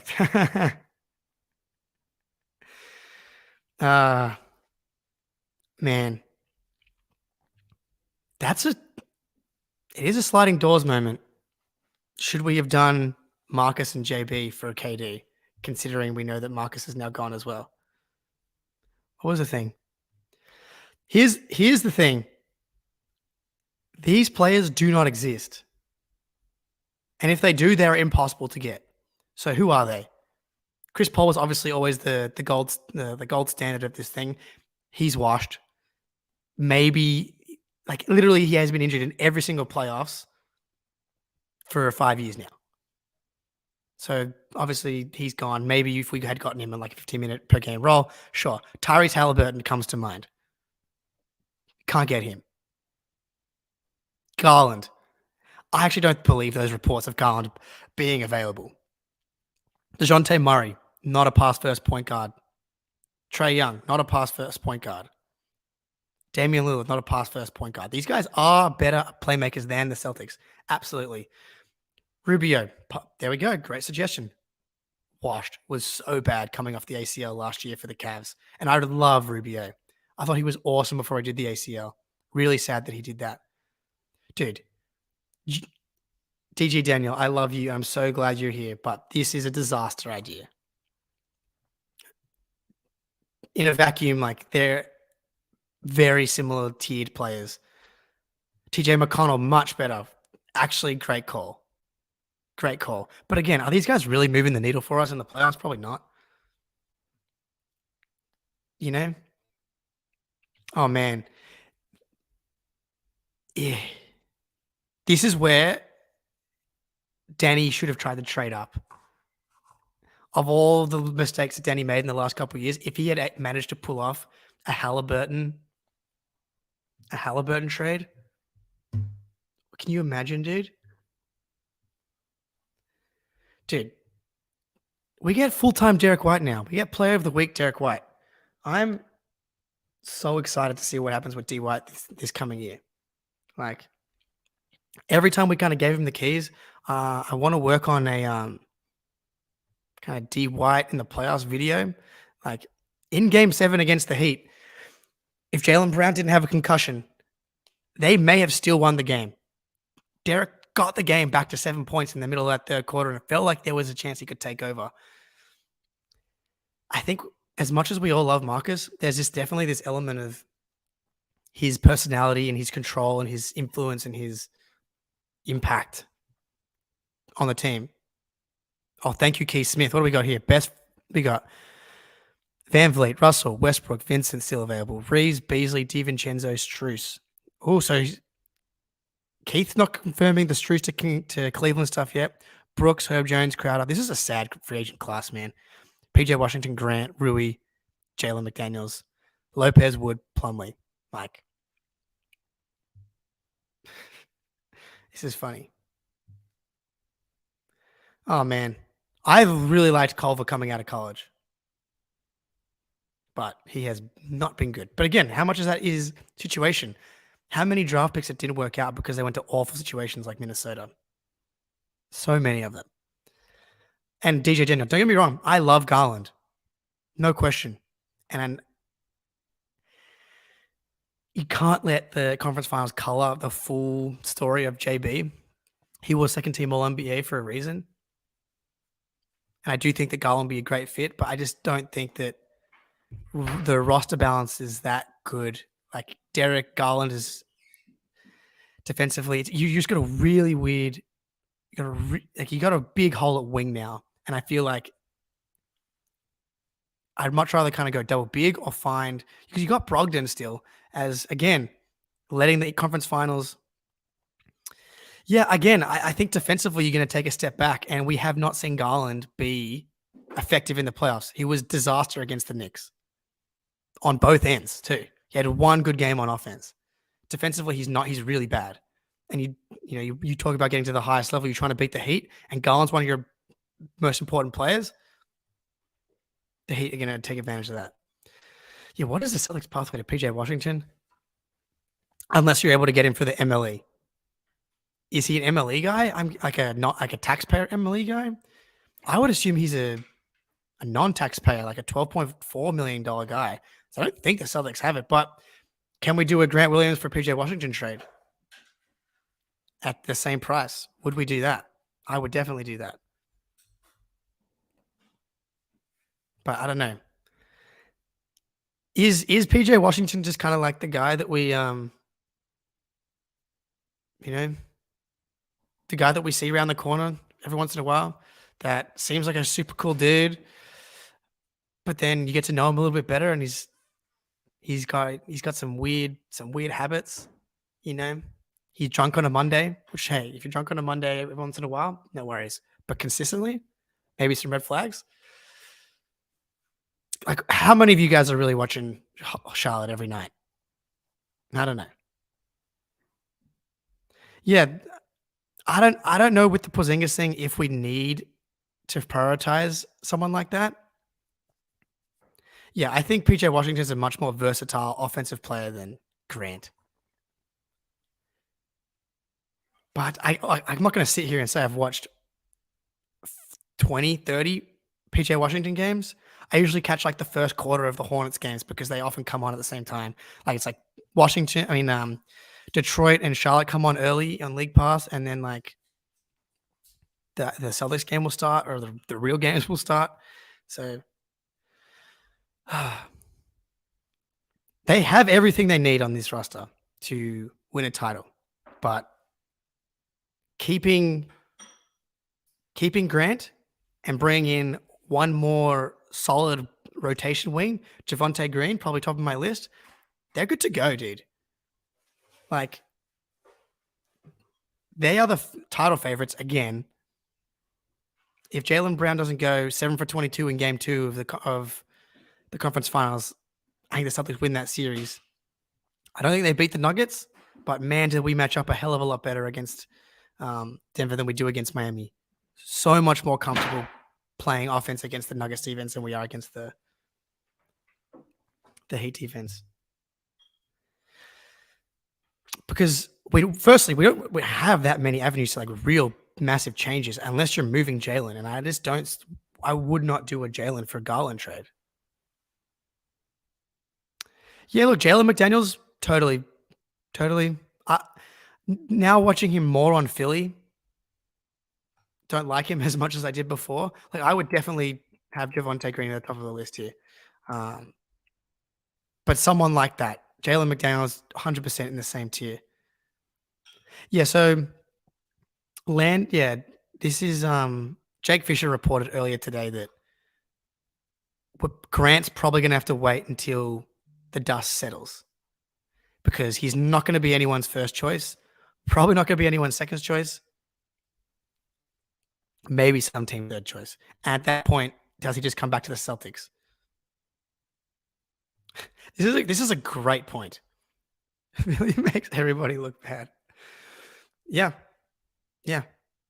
Like, Jalen McDaniels would probably come here and be good. So, very on board with that. Look, a playmaking PG, if like TJ McConnell, someone like Tyus Jones, I am convinced if the Clippers don't back out of the Malcolm Brogdon trade, that we still trade Marcus to Memphis, but instead we get Tyus Jones in, which would make, I think, everybody feel a lot better right now.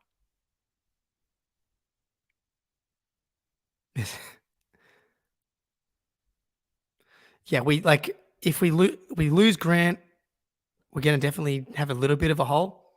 Like, he played 2,000 minutes last year, and they were not great minutes. The Clippers absolutely screwed us. Yeah, Philly. Yeah, man. Yes, agreed. Karma is what you get. Would we be interested in a Joel Embiid trade demand if that comes out? Delano Banton, love him. Sweet hair, great driver. Gets to the rim at will. Not a great shooter, but anyone we get in this range is obviously going to have warts. Man, yeah, dude. If we had Tyus as well right now, maybe we don't get back one of the picks in the Marcus Smart trade. We just get the 25th, or we get the Warriors one, but that would have been awesome. But then I don't know if, like, money wise, if we could have actually, we would have shed some salary by losing Brogdon. Would we? Because you still lose Gallo, you still lose Muscala. If they could have made it work money wise, and they keep Tyus, I would have been fine losing Grant, as well. Yeah, that's kind of how I feel as well. Like, if it was if you had to trade Jaylen for Embiid, I don't know, man. Talk about not a playoff riser. Every year he's either injured or just plays worse in the playoffs. And he's 30 plus with all those injuries. Look around the East. Philly is in a disastrous situation. Not only is Joel Embiid getting into the other side of 30 with all those injuries, now they have this James Harden situation where they're going to get terrible value for Harden, probably. And even if they don't, if they can't get good value, Morey's going to drag this out, which just leads to terrible vibes for the Sixers. Joel Embiid's going to be like, seriously, 2 years in a row, we're going to sit around while Daryl Morey tries to squeeze every last drop of blood out of the league for a player that really, if they would have done the CJ McCollum, Larry Nance trade, they'd probably just end up losing in the second round anyway. Now, I saw someone here, GM, say, yeah, Tyus Jones was terrible in the playoffs. I think he was really underrated, and then all of a sudden, oh, we got news. We got news. Gabe Vincent, 3-year, $33 million deal with the Los Angeles Lakers. Now, this is a bittersweet one, I feel, right? Because obviously good. So the Heat, I think we're mostly confirmed on Strus to the Cavs. I don't think we're 100% yet because we haven't had it from the big dogs. But Strus and Vincent out the door. Okay. But it's the Lakers. That's a good get for the Lakers. So they got Torian Prince and Gabe Vincent. Solid. They lose Malik Beasley. Vincent's definitely that's so I wonder what that means for D'Lo. Mate, Mr. Manetti, Tommaso. Agreed. It's so unfair. Why do they have this? I've been to LA, guys. It is not good. I don't understand why everybody wants to live there. I've been to Boston. Game 2 and Game 3 of the Nets series. Going back and forth, Boston to New York. Give me Boston every day of the week. Granted, I'm guessing in April, May, it's slightly more manageable. Yeah, dude. San Fran. Every time I go there, I'm like, overrated, man. Wow. So, yeah. Nice. Maybe one day then. Once the first of the floor goes worldwide. It's already worldwide. Okay, this is big. So now the Sixers have lost one rotation player plus a Harden situation. Bucks have lost 2 rotation players, and the Heat have lost 2 rotation players. And by the way, real rotation players. Gabe Vincent was the what? Jimmy, Bam. Who's third? Caleb Martin was obviously the best player in the Celtics series, but for the total playoffs, Gabe Vincent was maybe their third best player. Yeah, Bucks keep Middleton on a good deal. I would say that they're happy about that, but they lose Ingles and Javon Carter. Yeah, this CBA working all right so far for the Celtics. Like, even if we lose Grant, as much as I like Grant, he wasn't exactly a needle mover for us in the playoffs this year. Outside of the Nets and Bucks series last year, that was his peak. I definitely think he can get back to that level, but the Celtics will be fine without Grant because they will find something else. Yeah, dude, Derek White boldness, dude. Let's go. Yeah, we've spoken a little bit of Pat Bev. Totally would be fine with Pat Bev coming in as Ingles was big for them. Ingles was big for them in the regular season. I don't know, man. I think it would be a little bit of a hit. But Grant did not play well this year. Better in the playoffs for sure. And I am a believer in Grant being a high-level role player going forward. So I would really like to keep him. But I just think this team is so good and so deep that, like, because all they need from Grant is to shoot corner threes and play defense. And he didn't really do the defense part this year. He definitely didn't do the defense part this year. Like, Javonte Green obviously is smaller, but the Celtics refused to play Grant in like a small ball 5 position anyway. Torrey Craig would smash Torrey Craig on a minimum. Great call. DJ Daniel, your best idea so far. See, there's no bad ideas. All these bad ideas lead to good ideas. We're all figuring this out together.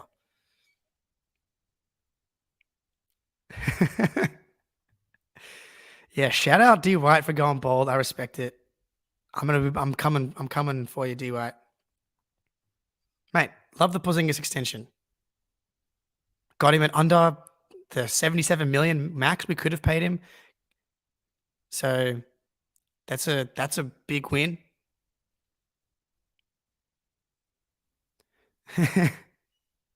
Yeah, Craig was solid for the Suns. I don't know why they would let him go though if it's on a minimum.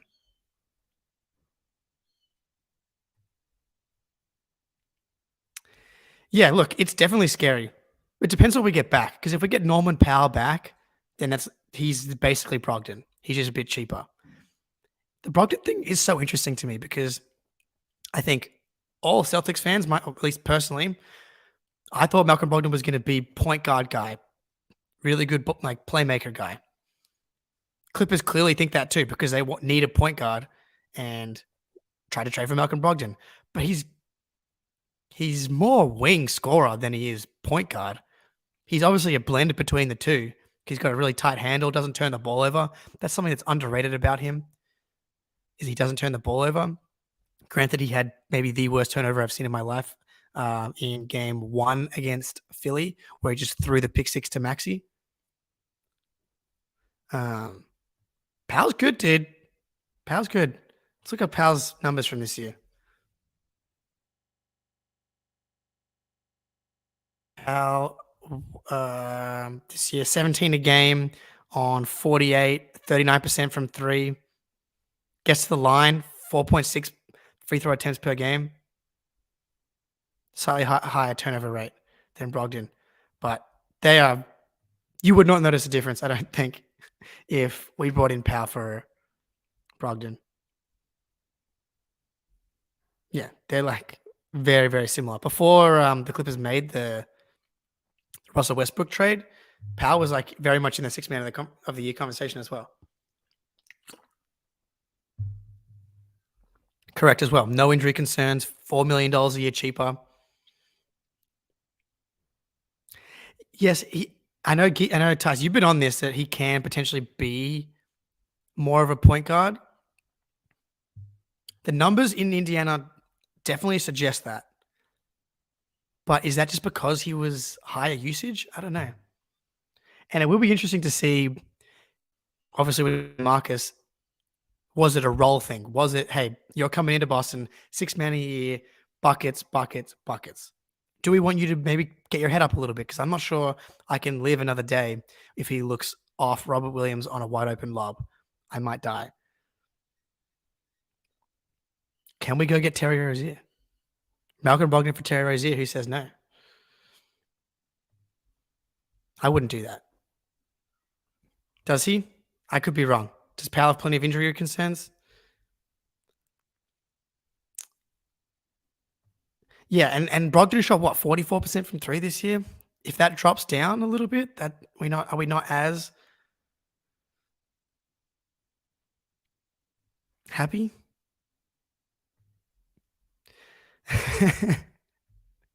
We have some disagreement in the chat here. I don't think that they're that different of players for all we really want from them. Maybe Brogdon has a higher upside as a playmaker, so you want to keep Brogdon. But Powell was really good in the Raptors playoff run where they won the title. Let me have a look. So they won the title in 18-19. Oh, never mind. He played. He scored 6 points a game. Let's go have a look here. He only played 366 minutes in the playoffs. All right. He did shoot 39% from 3 though when he did play. Well, I have memories of him being like really good. Yeah, I agree, DJ. I don't think Powell's really doing anything. It would purely mean though, you bring in Powell, you save $4 million. Does that mean now you're able to keep Grant? Because if keeping Brogdon means you lose Grant, then trading for Powell means you get to keep Grant, and then I think it's a move worth doing for sure.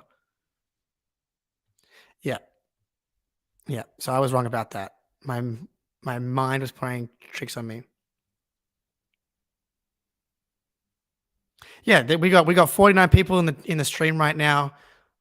I have no idea how many likes are on there, but there should be at least 49 likes on the stream. So please help us fight the never-ending battle against our algorithm overlords. All right, so 10 minutes without a Shams or Woj bomb? Come on, dude. Let's go. Let's go. Does anyone else kind of sneakily believe in JD Davidson? Just me? Every time I swear he plays, he absolutely nails the pick and roll. I would love to go back and make a JD Davidson pick and roll highlight thing from the G League. Even I'm not that much of a sicko that I'm not sure. Maybe when I get back from holidays. I'm so interested to see how the development of Brad's kind of pipeline goes now. So Hauser, did Brad pick up Hauser, or was that a Danny move? Hauser, Yamadar, Begaron, JD, now Walshy. Like, I'm really excited to see if we're able to develop these guys. I know Begaron, huge Begaron fan. I think he could be the French Jaylen. He has not figured out how to shoot yet, but if he does, he could be the French Jaylen. He has signed a contract with his French team, so he won't be coming over this year. But people talking about needing a point guard. Yam Madar, dude. Yam Madar. We just put Yam Madar, PP, and Jay Davidson in a cage in the octagon and just let them go for it. Get them into training camp and just go. Yeah, Beggar, let's go. Yeah. I was a kind of a Kabengele fan. I can't lie. That Summer League definitely got me in that zone. But I don't know if but Blake was good this year, dude. Blake was like very helpful in, I want to say 10 wins. And you forget Vonleh, what comes to mind?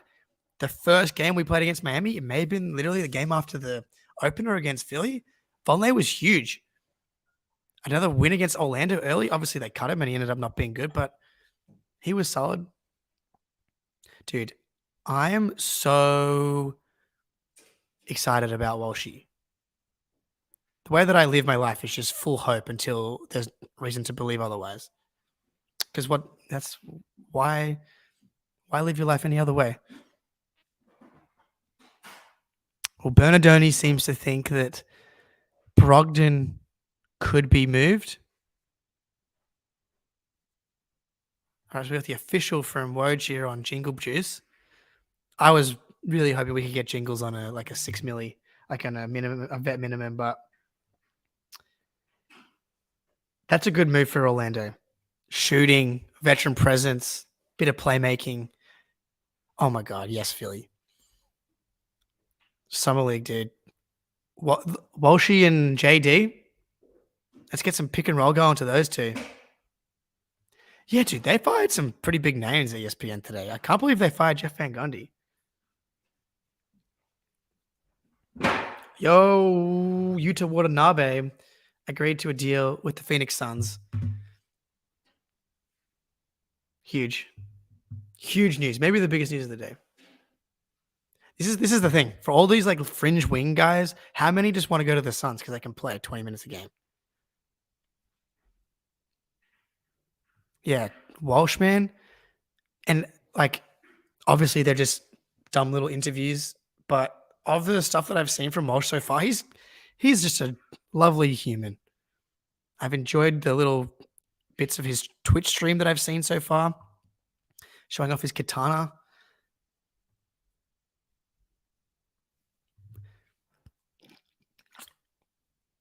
Can you imagine if Walshy turned into Mikal Bridges? This is how you want to add someone to the Celtics. If like Walshy turns into like something like, I want so badly for us to be the next second round pick turns into like an all-star type guy. It completely changes your fortune as a franchise. Completely. Because you're just not supposed to get guys in that range. And so when you do, you add them to what you're already building. It would be insane. There goes that man. No, I can't look. I kind of like it. Mama. There goes that man. Jalen Rose to the ringer. Yeah, great call. Absolutely. I won't be listening probably though, unless he's on the Simmons podcast. I do not really find his takes to be all that insightful. I didn't realize he was 19 either. Like 6'7", 7'2" wingspan, like super athletic, really good defensive instincts. Like, is his floor Matisse Thybulle? Right? That's a crazy stat. Wow. T-Mac and Kawhi are the only ones with a 7'3" wingspan. That's such an absurd wingspan. And talking about wanting to add athleticism to the bench, like, let's get out and run. Can we run this year? Let's get Walshy out on the break.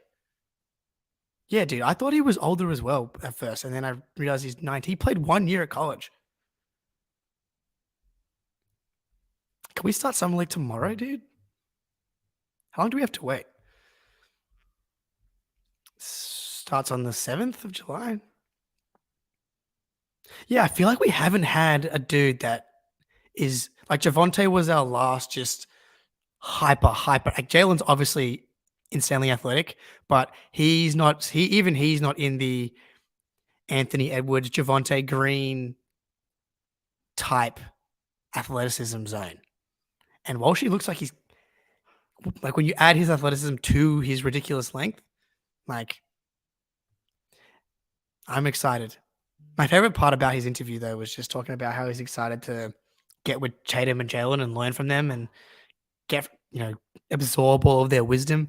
And to me, like, it feels like yesterday when Tatum and Jalen were playing in Summer League. It's crazy how fast the NBA goes, or life goes. Not to get too philosophical on you guys. Being 30 years old now.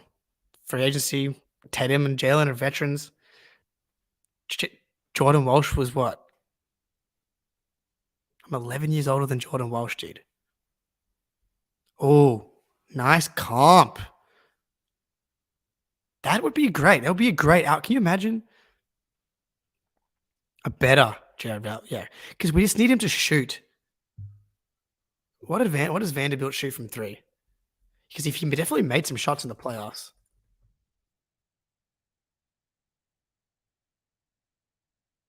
Vanderbilt was 30% from total, 32% from 3 this year. I could live with that.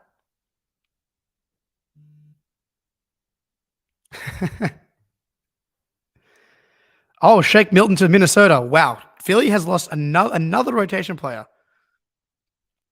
What? Yeah, and it's more like he's 32% from 3, but he gets left wide open. And so that's going to be the thing. He's not going to develop that level of shooting soon, but who taught Grant Williams to shoot? Was it Lethal, what's his name? Lethal Shooter? That guy on Instagram with all the spikes on the nets and all that weird stuff. What's up? Cirque dope's up. Dope started. We're just watching the East just bleed rotation players. That's what we're doing today. I need Grant to stay now because then we keep all of our players. I don't see why JD Davidson can't be Fultz. That would be nice. That would be nice. I think Fultz is still a lot bigger. A lot bigger. But I get what you're saying. Like the pick and roll playmaking, like Fultz is like 6'5", isn't he?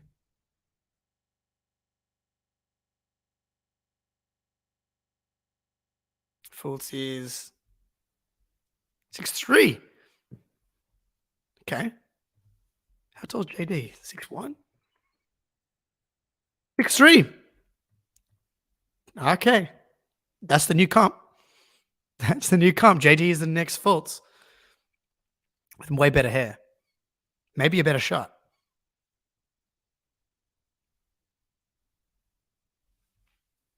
Yeah, this is beautiful, man.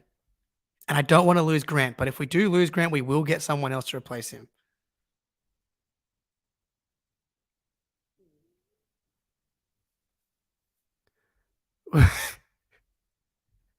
Yes, JD actually 6'8" now.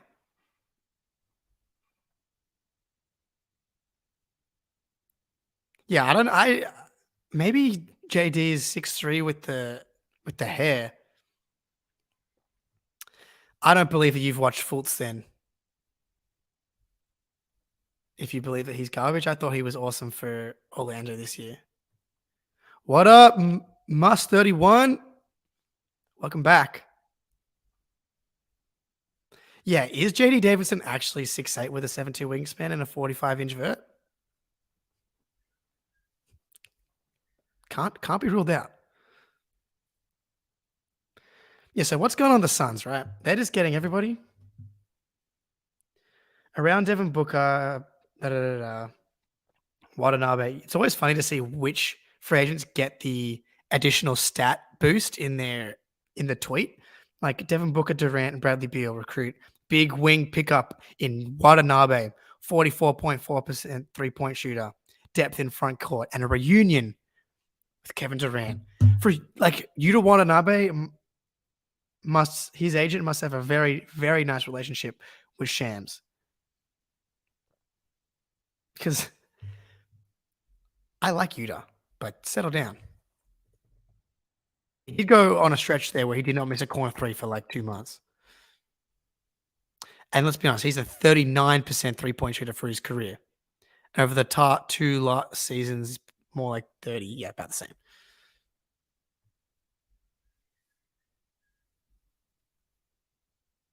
Yeah. Does this mean D White's actually 5'11"?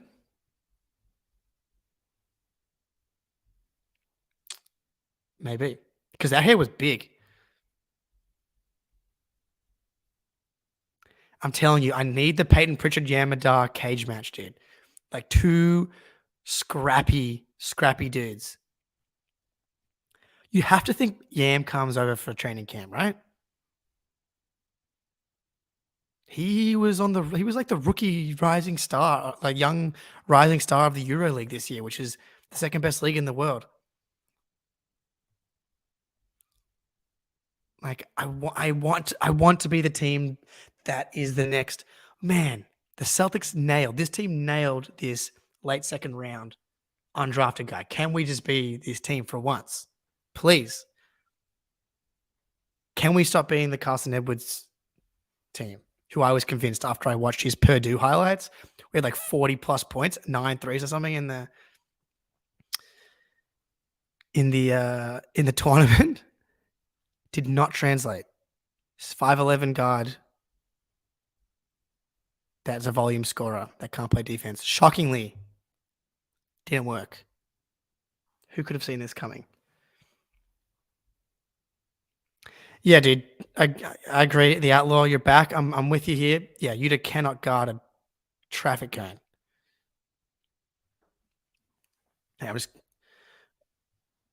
Hey, Lucy, what are you thinking? Ivy wants to meet at 11. Cool.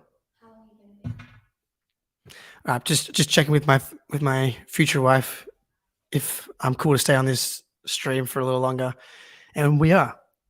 Come on, Brad, help the people out. Wow. I don't think we're going to get the Grant news today.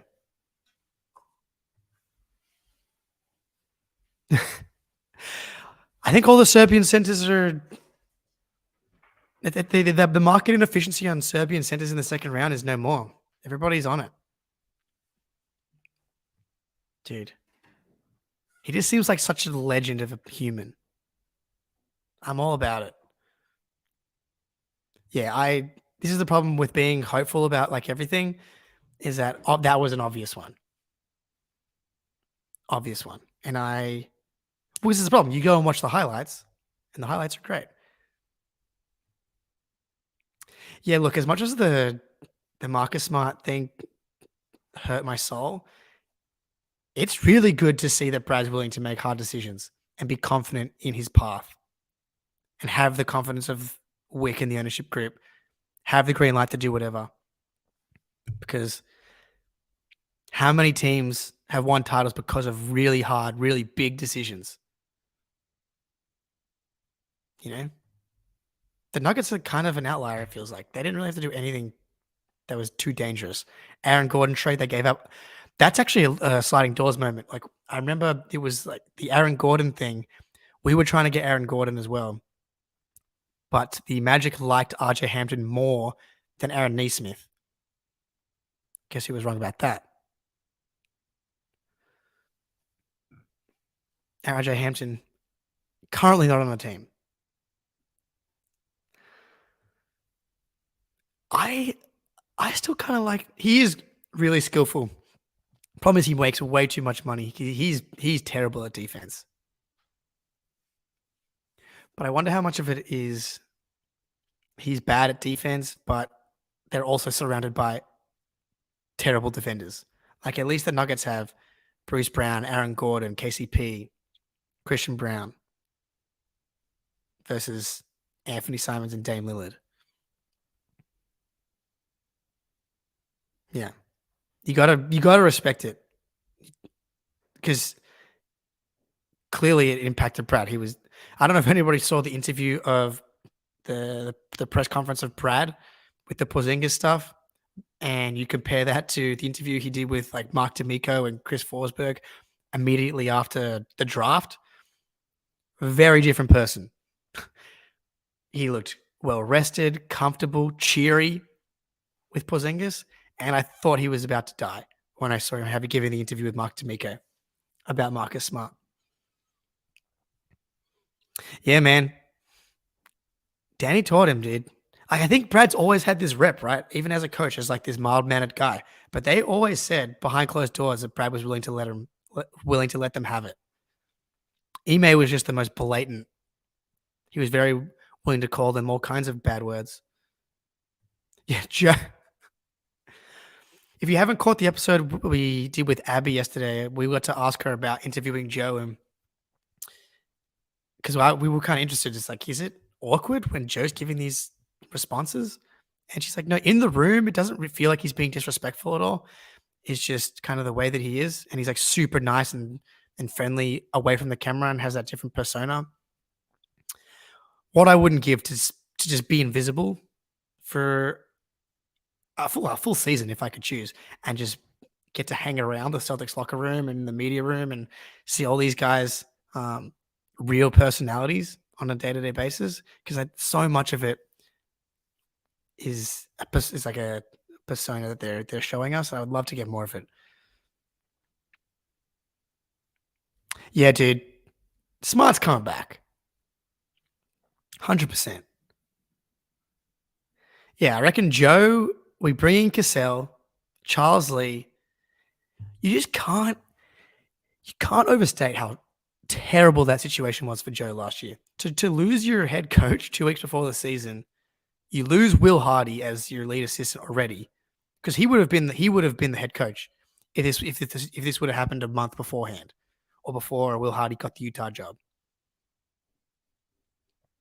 Yeah, it's a good point, Gamer. But I've strategically placed my wedding on October 7th. So as it starts, so the NBA season starts after that. So I can do the honeymoon before the NBA season starts. You know, I'm locked in. Dude, Joe, like, no question, struggled to coach in the playoffs. I would say probably got outcoached by Quinn Snyder, Doc, and Eric Spoelstra. But like, was not supposed to be the coach.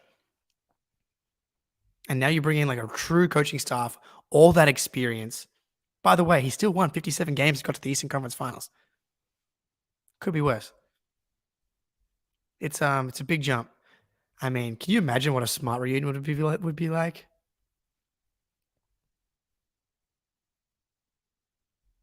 She is. Yes. Yes. Congratulations, Jake. Clearly your wife is an understanding, patient woman. She agrees. Right. Well, there you go. Me and Ben now are going to be sharing an anniversary. Same October 7th. Look at that. It was written in the stars. The first of the four. We're going to the moon. There you go. That's hilarious. Yeah, rookie head coach behind the assistant coaches. And you also lost Damon Stoudemire. So you lose Damon Stoudemire, Will Hardy, and Ime. Your top three guys. Joe's younger than Ben. That's tough, dude. So now you bring in like two of the top candidates. Phil Pressey, Celtics legend. Who was the guy? Emil Jefferson? Tatum's mate? I don't know what this comment was in response to, but what Bali's going to be our honeymoon spot. Indonesia is dope. Very dope. Oh, we are going to London and Europe in July for another wedding. So I might be doing a post Summer League podcast from London or Greece or potentially Albania. But we'll be bringing a microphone because you best believe we're going to be watching Walshy no matter what time of day it is. I think it's honestly fair to be worried about Jay. I totally think it's fair to be worried about Jay. But I do think that this year's experience and bringing in it's like an Avengers type squad. Like Charles Lee was a finalist for 2 head coaching jobs this year, 2 head coaching jobs last year. Cassell's been coaching for 15 years. Obviously was a 15-year player. Pressey's been coaching in college. Like, it's a completely different staff, and Joe has a completely different level of experience now. And I also wonder, losing Smart, right? When you have Marcus, there's just a political element to how you have to coach.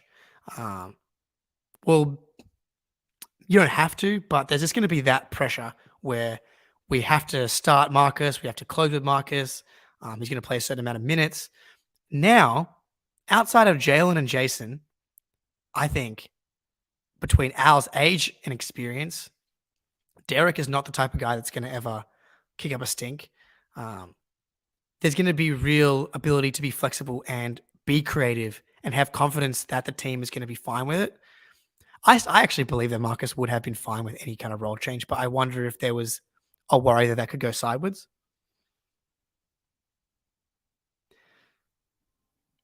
Did you read that Brogdon said that when he first arrived, the team told him Joe was behind the offense? And yeah, this is the thing. Like, Joe was apparently the mastermind behind putting Rob in the free safety role. Well, and then Tommaso getting married on October 6th too. We're gonna have a party. We're married. We're a married guys party. Congratulations, Tommaso. Let's go. Look at us getting grown up and having wives. But yeah, like Brogdon, yeah, I think he was a rookie coach. It would be very odd for him to not get better from year 1 to year 2.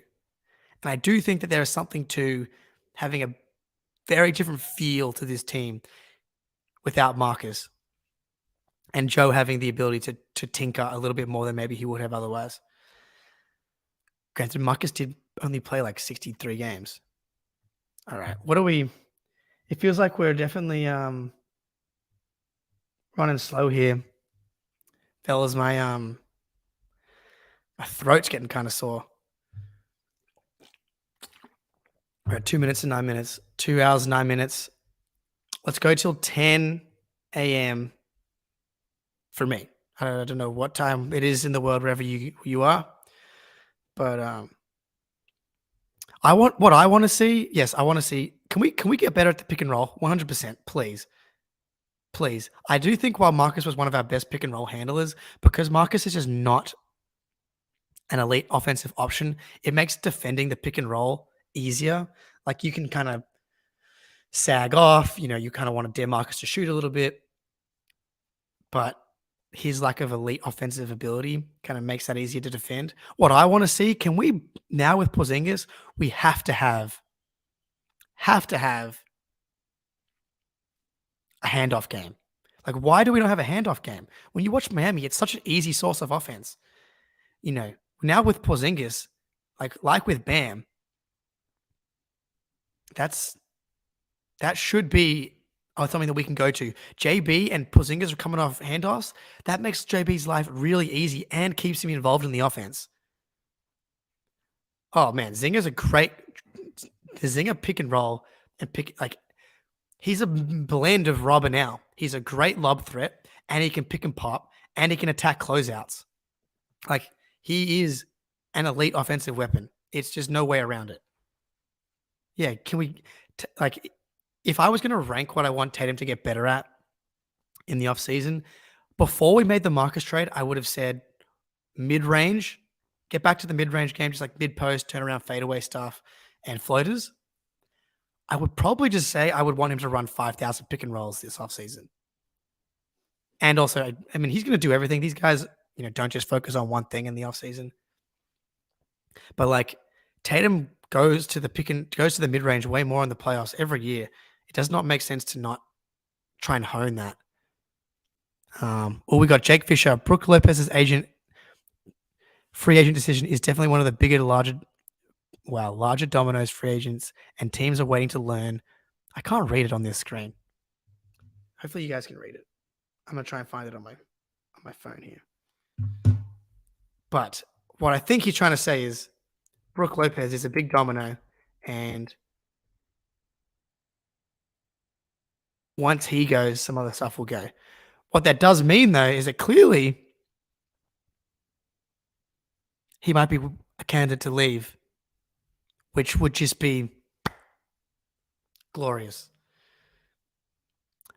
There was increasing word today that Houston's offer could even exceed the 2-year, $40 million figure. Come on, Ime. You freaking owe us, dude. Go get Brook. Oh, hang on a second. You fucking madman, dude. Hang on a second. Look who it is. Can you see me? Oh, it's shit. the big dog. He's back. Yeah, we got you. We see you. Mate, the people are here. The people Dude, are vibing. this is awesome. I couldn't leave him. What'd I miss? I don't know. I think the biggest news of the day is the weakening of the Eastern Conference. So Gabe Vincent has gone to the Lakers. 3 years, 30-something million. Okay. So I don't love. Well, I mean, I guess it's better than the Heat, right? Is what you're saying. It's bittersweet, right? Yeah. I think it's better. If we have to deal with Gabe Vincent in the finals, that's a reality I'm willing to live in. So they lost him. I don't feel like we've got full confirmation on Strus to the Cavs yet, but it feels like he's gone. Appreciate you, Carl. Absolute legend. Spoondog's back. I came down here to shut the stream down, and you're fucking all right. Hell yeah, I could kick it for like another half hour. Let's do it. All right. So Strus is not confirmed, but there's been reporting that he's gone. So Strus and Vincent off the Heat. Hell yeah, huge. The Bucks have lost Javon Carter and Joe Ingles.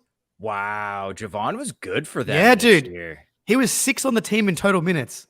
Yeah. How many games we were in the Slack being like, come on, whoever's playing the Bucks, and Javon Carter hits 2 dagger threes. Oh man, pride of West Virginia, baby. Yeah, that's right. WVU point guards. And so they also lost Ingles from a regular season standpoint. Hurts. Yeah. And then Ingles is good. He's good. He's a nice bench player. I was hoping that he was going to be a potential minimum guy for us or an MLE guy, but he went to the Magic for 11 mil. He's just cashing that one last paycheck. Yeah. All right. Get your money, Joe. As he should. He should. Definitely. And then the Sixers lost Niang to I saw that. Cavs, yeah, because I saw Simmons tweeted like a mid wing is better than no wings. So there you go. Hey, he'll get a lot of open threes, man, playing next to Donovan and Garland. That defense. Whew. Yeah, that's the thing.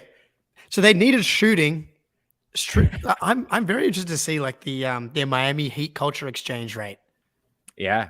Does it? It's like, remember when Brad Stevens, his That's- first like 2 or 3 years, Yes. like Evan Turner was getting huge. Yes, Tyler dude. Zeller looked normal. Sullinger looked like a good starter, and then he's in Dude. China 2 years later.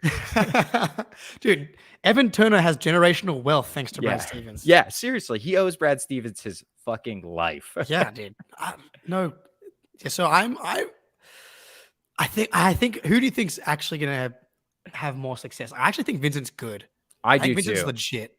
I was shocked because I saw a report this morning. It's like Gabe Vincent's camp was thinking like the Heat weren't taking his free agency seriously, and I'm like, what are they doing? Yeah, dude. Like, he's a hard nose. He's not a great defensive player just because of his size, but he's a hard nosed defender. He makes open threes and he can handle the ball. Like, what more do you want from this dude? Like, you're not going to give him $12 million a year to beat the Lakers? That's insane. Dude, remember when Vincent turned his ankle in game 4? Yeah. I think. And then he didn't play in game 5. And it was a disaster for the Heat. Yeah. They couldn't do anything. He's their only other ball handler. Yeah. Yeah, dude. What are they gonna do? Well, this is Dame. Loading up for Dame. This is what I would assume. But like Dame, after you lose Strus and Vincent, obviously still scary, but like makes me feel a lot better. Yeah. Yeah, Okay, absolutely. Yeah. I mean, so Vincent's been a much better defender than Dame, but how much is that because Dame hasn't tried? I don't know. Yeah.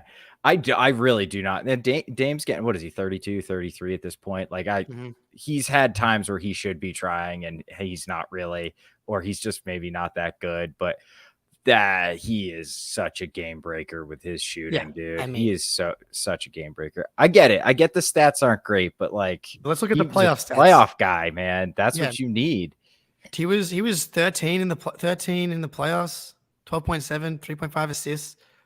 Like that's like turnover rate, like 3.5 assists to 1.4 turnovers.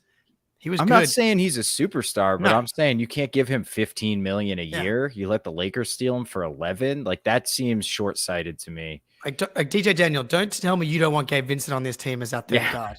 Fuck yeah. He would be awesome. Dame to the Nets, DJ Daniel. I think that does make a better package. Sense. They got a better package, and they just need a star. I mean, they're like have everything around a star. They got the second star. They got the defensive center who could be a role man. They've got wings, but Dame would be perfect. But it's like who you get. I mean, Portland's going to want Bridges, and then what's the point of getting Dame? Yeah. And but do they want Bridges? I mean, obviously they want Bridges, but if they're trading Dame, it's rebuild time, right?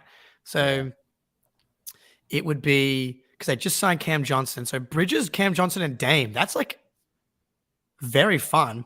Yeah. And what's his name? Claxton at center, like holding down the defense. That's a good team, man. I don't know if they're a championship contender, but they'd scare me in a playoff series. Yeah, but everybody scares you in a playoff series. That's true. That's very true. The Knicks didn't. They were the only team that didn't. But actually, if I've learned anything, is that everyone should scare us in the playoff series. Yeah. Because the Celtics only, outside of the Nets series in the last 2 years, the Celtics have not played a single series that's less than 6 games. Yep. That's insane, dude. I mean, since Kemba left, right? Yeah. Yeah. Well, so we swept the Sixers in round 1, 7 games against the Raptors, 6 games against the Heat. Yeah. And then 5 because we lost. Oh yeah, true. That doesn't count that. That does not count. Yeah. Yeah. And then 4, 7, 7, 6. Yeah. 6, 7, 7. Yeah. Oh, what we got? Oh, back. You have to keep Herb. That would have been a disaster. Yeah, dude. He wasn't going anywhere. Yeah. So good signing. 4 for deal, 54 dude. is a great deal. Like, he's got some offensive upside too. Like, if this shooting starts to really come along, man, that's going to be a huge discount. I'm sorry. 4 years, 54 for Herb, and then 4 years, 108 for Cam Johnson, and I can't even remember how money. I can't count as high as Jeremy Grant got. Yeah, 32, 160. Yeah, dude. What? 5 for 160, I think. Yeah. So let me ask you this though. Like, would you rather have Kuzma at 102 or Herb at 54? Not even a question. Yeah. But see, this is maybe maybe this is the restricted free agency deal. But Cam Johnson was a restricted free agent as well. Yeah, it's crazy to me. But Shooting, man. Shooting. Philip, I had like 2 glasses of whiskey last night, so I'm on the sobriety train, and then I'm home alone Saturday and Sunday night. So we know I'm what's jumping happening. off that train, Red Dead Redemption style, and shooting up the whole town, baby. Let's go. Yeah, I'm gonna crack them. I bought 24 beers. I'm ready to go. Let's go. Herb. I mean, Herb would be insane on this team. It'd be unfair. He's like, okay, so what's the difference between Herb Jones and OG Anunoby? I'm sorry. Oh, so I don't know. I OG is a better offensive player, but I don't think it's such a wide gap that Herb can't catch him. I mean, what's OG like 16 on OK efficiency? Yeah, so Herb only 10 a game, 34% from 3. I guess that's the difference, right? And OG, actually Herb. Oh, that's his last 5 games. OG was 39% from 3 on 5.5 attempts and 36% on 6.5 last year. Yeah. So and he averaged 17 the last 2 years, man. That's all right. Yeah, I'm just asking the questions. I'm open to finding out the real answers. Yeah. We're just here for a discussion, man. Yeah, absolutely. But still, Herb's great. That's a great price for him, without a doubt. Yeah, Herb. All right. Also, did you see Kyrie went to re-sign? Like, where are you? What's your understanding now of what's happening? Kyrie re-signed? Yeah, 3 years, 120 something. With obviously Dallas, then it wouldn't be a re-signing if it was with another team. 3 years, 120, so $40 million a year. Yeah, in this economy. In this economy, with the housing market like this. Shake Milton also left the Sixers, which I kind of have a soft spot for Shake. I swear every time I watch him, he's good. And not even against the Celtics, because the Sixers have a lot of those 7 p.m. games in the States. So I'll throw them on before the Celtics start. And like if Shake's playing, he's like knocking down a 3, shaking somebody in isolation. I'm like, why doesn't this guy play? Yes. Were you here for the Middleton extension? No. So 3 years, 102. So that's pretty good. That's actually pretty good, man. Yeah. Like to not get the 4th year on that. Yeah, that's pretty damn good. Unfortunately, I hate to admit that, but I just don't trust Middleton as your second best player anymore. So the Bucks are kind of screwed, but I was going to say they're just screwed. Like they don't have any moves really. Oh, strong interest in Terrence Davis is good. He can shoot. Dude, Terrence Davis is good. Ball, he was awesome in that Warriors series. He can shoot. And he was really a horrible defensive player when he was with the Raptors. But with the Kings, I thought he looked okay on that side of the ball. Yeah. He was a dog. He fouled out against Steph, but good. That's what I want my bench guards to do against Steph. Rough them up a little bit. Why are we I think I moved always the team where it's not solid?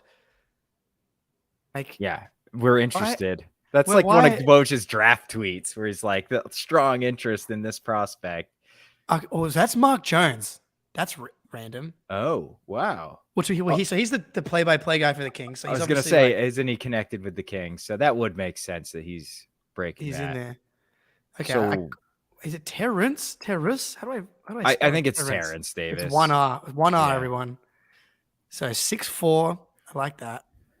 Yeah, he's a little undersized for a true wing, but like regular season, he can totally play that role. He doesn't dribble, but that's fine. He fucking strokes it. He's a gunner. He's a gunner. Yeah, big time gunner. Yeah. So he's a 36.6% 3-point shooter career. So that's like 3 years worth on like pretty high volume as well. Yeah, that's the thing is like it's 37%, but it is on like touch the ball and fire it, and it doesn't matter who's in your face. So like that's not a Marcus Smart. Well, actually, Smart fires not. I'm trying to think of a guy who's like 37%, but it's all wide open threes. Kelly Olynyk, maybe? No, he fires. Yeah. But yeah, I get you. Would you prefer Jonas Valanciunas? There we go. Well, like Javonte Green. Javonte's a great example. He's probably shot around 37%. Would you prefer Javonte Green, or would you prefer? I think I'd like although TD is like I think has a really crappy history. Yeah, he has some domestic and I violence think that stuff. maybe that's not a great look considering there's that stuff with Zinger Yes, out there yes, and yes. Joe's past. I would So, much prefer but Javonte. purely on the court, Yeah. I think TD provides what we need a little bit more than Javonte because you just need shooters around Tatum off the bench, man, and he'll find you. It's true. He's probably a better shooter than Javonte, right? Oh, yeah, definitely. You know, Javonte's percentages are actually pretty good. But he's like a wide open only Correct. guy. Correct. But I think from what I saw, I don't know how well he played this year for the Bulls, but when I watched them last year, he was playing really well. He got both injured. ends. Yeah. I know. And I wonder if maybe that's why. He only played 32 games. He missed actually a lot of the season. Yeah, right. So, and he's been injury prone in his career, if I remember correctly. I forgot about that. But yeah, I will say though, for the Bulls, for his entire tenure there, he was like the 37% range. Wide open corner threes, but that's all right. Yeah, you can't close out on him because he blows by you and dunks all over everybody. On like 1.2 attempts a game. So it's it's a whole different 37%. That's a good point.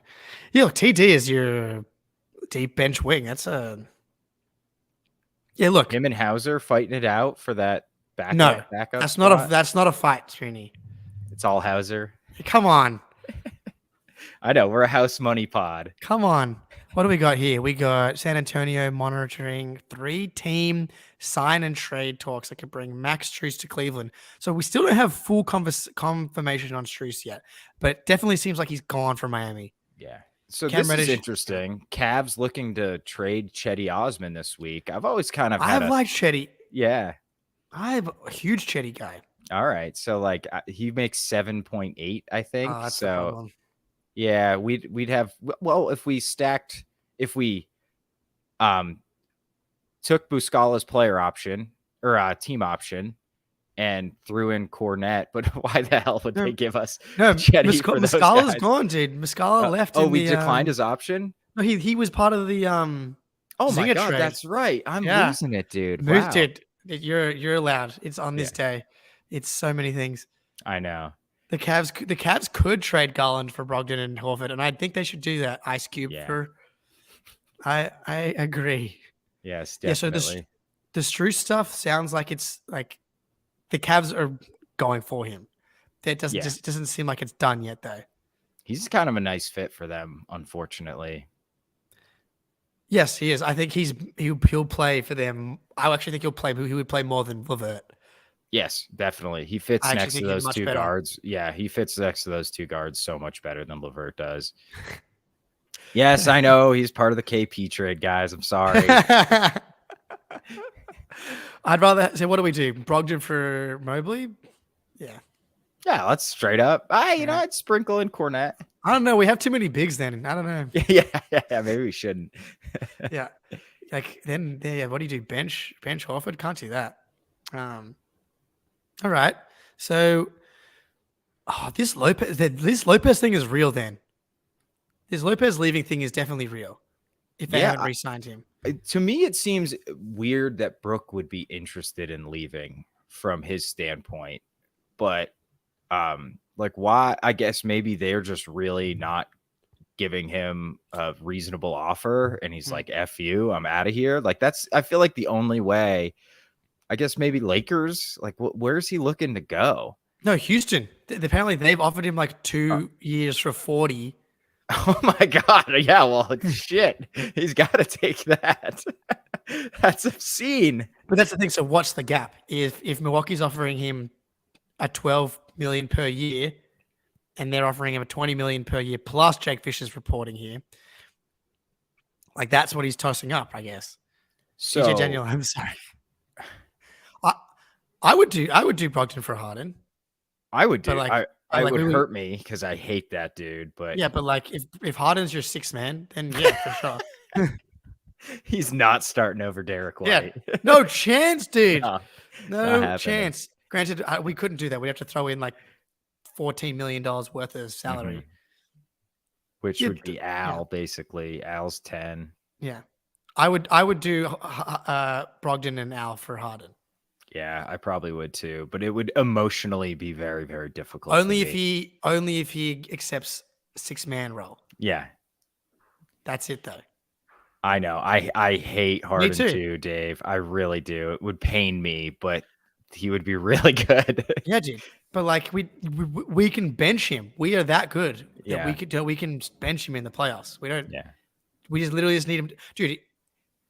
He was still really good. If he gives you 3 good games per series, that's fine. And if he starts to have like the Ben Simmons yips games, then you just bench him. Bada bing, bada boom. Yeah. There we go. Yeah, Yeah, it's not outlaw. It's a dumb trade. Yeah, but we're it's not 2 hours happening. we're 2 hours and 30 minutes into a stream. Yeah. It was we're already just dumb to start. spitballing up here. Yeah. No, it's dumb. You're right. It would absolutely never, ever happen. We're just messing around. Yeah, like Start Harden and White together. No, Harden only comes if he accepts the 6-man role. You have to train Harden properly. It's like a pet. You can't allow him to pee in the house. Yeah, pee in the house. Think that he's a starter. Otherwise, he's going to think he's a starter. He's not. Right. Yeah, but it would be a 1-year rental anyway. Oh yeah. So, no, there's no way we'd bring him back. Yeah, Pat Bev been thrown around. Legit backups for Tatum and Brown. They don't really exist, right? Yeah, I think you need a minutes eater. But what does that look like? Because like the wing shooter types, like Hauser and Davis, they look good next to those guys. Yeah. They don't look good without them. So like, I don't know. Karis LeVert would kind of be perfect just to eat up minutes in the regular season, but not at like a min or at the mid level or something. We got bad news. Uh-oh. Josh Richardson has agreed on a 2-year deal to the Heat. Yeah, he's going to be back and be awesome. So good for them. Yeah, he was awesome for them. Got that contract, and now it's done. Now he's back. Damn it! Wait, that must be like nothing though. Oh, that sucks, dude. Damn. Can you see my? Yeah. Okay. I don't want that. Here we go. Can you still see the tweet deck? Nope. No. Steve Kerr's face. Okay. Steve Kerr's face. Shit. Oh, here we go. This is what I need to do. Okay. So what was I just going to look up? Oh, what did he do this year, Jay Rich? He was on the Spurs. The Spurs. Yeah, I know that, but he didn't do a whole lot. Yeah. Oh, he shot. Oh, no, he went to the Pelicans. That's right. That's right. Yeah. He shot 36.5% on 4.5 threes a game. I mean, that's pretty good. No, he's good. He's good. Yeah. Damn it. He's like actually a good blend of Strus and Vincent. Can do a little bit of ball handling and can stretch the floor. They won't die. They're zombies. No, dude. It's so annoying, man. God. Let me look at Brooklyn. People are talking about Royce O'Neal. He's fine. I don't hate He's Royce fine. O'Neal. He makes 10 million. DFS makes 13, 14 basically. I mean, that would be a Brogdon for DFS trade, wouldn't it? Yeah, that's the only way we can get to that money unless it's Al, but you can't trade Al for a wing. Unfortunately, we need him too much still. Yeah, 100%. Yeah, no, they're all insurance for each other, these bigs. Yeah, DJ Daniel, if they get him instead of Dame, I'm good. Yeah, I'll settle for that. This is a good point. Yeah. This is a good point. Because they're role players and they need to be able to hit threes or they're not going to play in the playoffs, essentially. Like you don't see non-shooting wings play in the playoffs. Correct. That's why. That's just a quick shorthand way to be like, can this guy play? Even someone like PJ Tucker who shoots threes but like is hesitant. Yeah. Opens the door for the Celtics to play Rob Williams in his most actualized role. Yeah. Which makes it's just so valuable. I don't think threes are the be all end all, but not. When we're like chilling on a live stream right here and we need to look at something real quick, just that's the quick way to be like, yeah, all right, he's still got it. I did throw out this Brogdon for DeRozan trade. DeRozan is not good in the playoffs, though, is he? But if he's the third guy, bench unit, just ignore him, kind of. That's the thing. Like you can't ignore him when he's got the ball, but then do you want DeRozan to have the ball over Tatum? That's the problem. But if you're trading Brogdon for DeRozan, then you can bench him in crunch time as well. That's true. All right. Okay. Maybe. But do you go DeRozan with the ball because he's a good playmaker down low, right? So Yeah, Carl's on it. Guys, there's 81 people in here. Get in. Hit Like up the the like. stream. Help the boys out. Come on now. Jake's Let's going on go. hour 3 of this. Yeah. I've only been doing it for like an hour and a half. So do it for Jake. Let's go. Come on. These likes are going to help us trade for OG Anunoby. That's what we want. These likes are going to help Brook Lopez go That's to right. Houston. Them realize they want Malcolm Brogdon for OG. Jake, do you think DeRozan's at a point in his career where he'd take like a 6-man role? I mean, he's got to be what, Yes. 34? Yeah. I do. Yeah. I do. He's gone Toronto. They traded him and they won a title. Yeah. So that's got to hurt your ego. You spend your time with the Spurs in like a fringe playoff team. You go to the Bulls where you have some success, but I don't know. He's been the guy in Chicago for a while, but yeah, because you could start him still. You could still start him, but then you just start playing with the lineups. Yeah. What's he make though? Like 30? I think that's what he's up around now. Yeah. It would be a. What did I do? Oh shit! Not manage roster. I'm an idiot. I just typed in Brogdon. Here we go. DeRozan. Yeah, DeRozan makes 28.6 and Brogdon's at what, 24 this year. So it actually works. It's pretty close. You can do it, but then you're taking on more salary. Yeah. Unless you put Mike Muscala in the trade. We can't. We have then now Pritchard's gone, and then Joe would have DeMar shooting 4 threes a game. He probably would. That DeMar has needed that his whole career. Because like there's no reason a guy with that kind of touch from mid-range and deep mid-range can't shoot threes. Like that's insane. The last 2 years he shot 2 threes a game and he's been at like 34%. Yeah. Just shoot him, dude.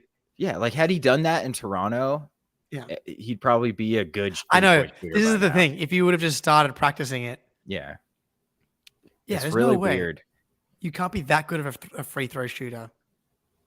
Do we think DeRozan can be a lead? Because Brogdon is not a great lead ball handler, in my opinion, but he is a lead ball handler. So I think DeRozan could probably do that. I think DeRozan would be a better lead ball handler. Well, let's have a look. Probably do that. Like assist to turnover ratio, 5.1 to 2.1 last year. Yeah, no, he's that's probably I think better than Brogdon. He's a really good playmaker. Yeah, like you could have him run the second unit, and you spread it out with like Hauser, and he can run some pick and roll with Rob and pick and pop with Al. Yeah. DJ Daniel, you are correct. He is extremely clutch. That alone might be worth getting him, frankly. But again, you said a clutch in the regular season.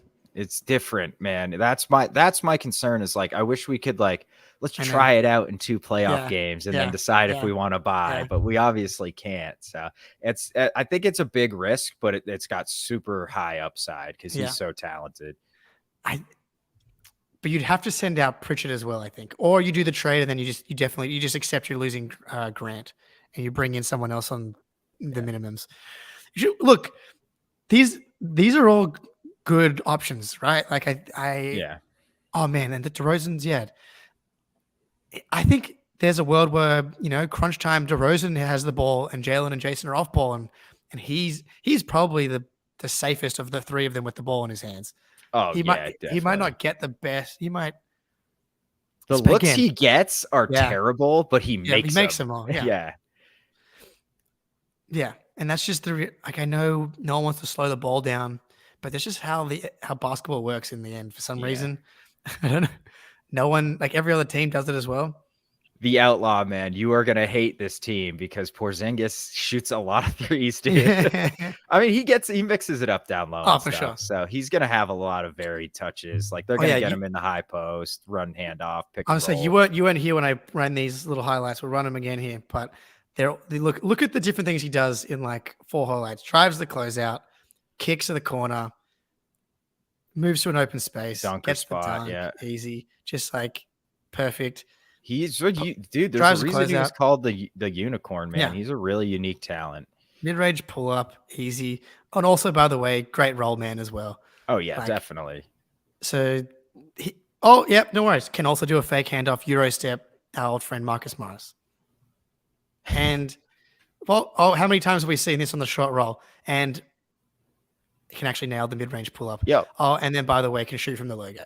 It's like, yeah, no, he's got a crazy skill set, man. It's like those handoff highlights I posted on Twitter, dude. Like, yeah, he's like handing off, popping for 3, handing off, setting a down screen, popping, driving, handing off, rolling hard, fake handoff. It's like there's a million things you can do with a big that skilled, man. I think we need to maybe our next goal should be to look at like Derek and Tatum's pick and roll numbers and tape from the most recent season. Because as it stands, those are our 2 best pick and roll handlers, right? Yeah, I believe in Tatum's pick and roll ability. I really do. Yeah. I think he's not elite right now, but I think he can get there, especially if you give him a weapon like KP. Yeah. That was like the only thing that worked in some of those Heat losses was the Rob Williams Tatum pick and roll, and he was just dicing them up, and then Rob never came back in the game. Yeah. Damn it, Joe, dude. Okay, Kevin Love returning to the Heat as well. That's okay. Go nuts, Heat. That's fine. He was good for them, but like he was solid. That doesn't really make me too worried. They need they're gonna get some players, you know. I'm fine with Kevin Love taking up a roster spot on the Heat. Yeah. We should see, as it stands, a bump in usage probably for Tatum, would be my guess. Yeah, a little bit.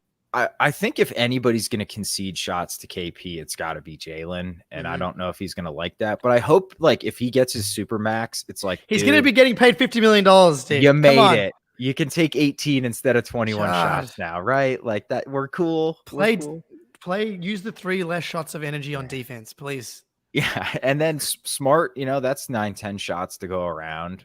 D White will probably get 5 of those, but you know, those can go to KP, and then who knows what's happening. No news on Grant, like not even a report or anything. Nobody's offer sheeted him. Nothing. That's nothing on Jaylen, nothing on Grant. Yeah, do you think this mean like I don't know what it would mean if Jaylen hasn't signed yet? Like I would say it means they're saying, look, let's see what else we can do. And if there's nothing that we can do, just sign the Supermax and then whatever. Mm-hmm. Yeah, I don't. Maybe Tatum's shots go down, but I would like to see the assists go up. Like they will. He's been flirting with a 5+ assist season here for a while now. I would love for it to get to 6. I would love 6 is a lot for a forward. Yeah, I know. But like in the playoffs, it always goes up, right? Like he averaged 5 in the playoffs. Yeah, right? Yeah. Oh, yeah. No, I bet he's over 5 in his career in the playoffs because even back that year, in the bubble that year he was at like under 4, and then in the playoffs he averaged I think 25, 10, and 5. Whoa. Hang on a second. What? So this year Tatum was 27, 10, and 5 in the playoffs. Yeah. Last year was 26, 7, and 6. Yeah. And then the year before was 36. Oh, that's because it was only that one series. Yeah. And 5. Games. And then in the bubble, he had 26, 10, and 5. Yeah. And the only reason it's his career playoff assists isn't above 5 is because of his first 2 years. Yep. Playoffs. So like it's obviously in there. Since he became Jason Tatum superstar, we know him. He's always been over 5 in the playoffs. Man, he had an underrated playoff run. It's just such a bummer that the 3-point shot abandoned him in the playoffs. Yes, it is. What about Avery Bradley? Is he still in the league? I don't think he is. No, thank you. Josh Richardson got the vet man? Wow, that's a great deal for the Heat, man. Those bums. Riley. It has to be a team option second year, surely. Yeah, or player. Player, yeah. But it makes sense for him though, right? Like Strus out the door, Vincent out the door. We got like real. You might start. You're gonna start, yeah. And so if you do a player option and then you play well and you're in the freaking conference finals against the Celtics again, like yeah. But this is the Miami Heat exchange rate. He goes from Miami to Philly to Dallas to Boston. Was that the path? That's correct. Yep. Yeah.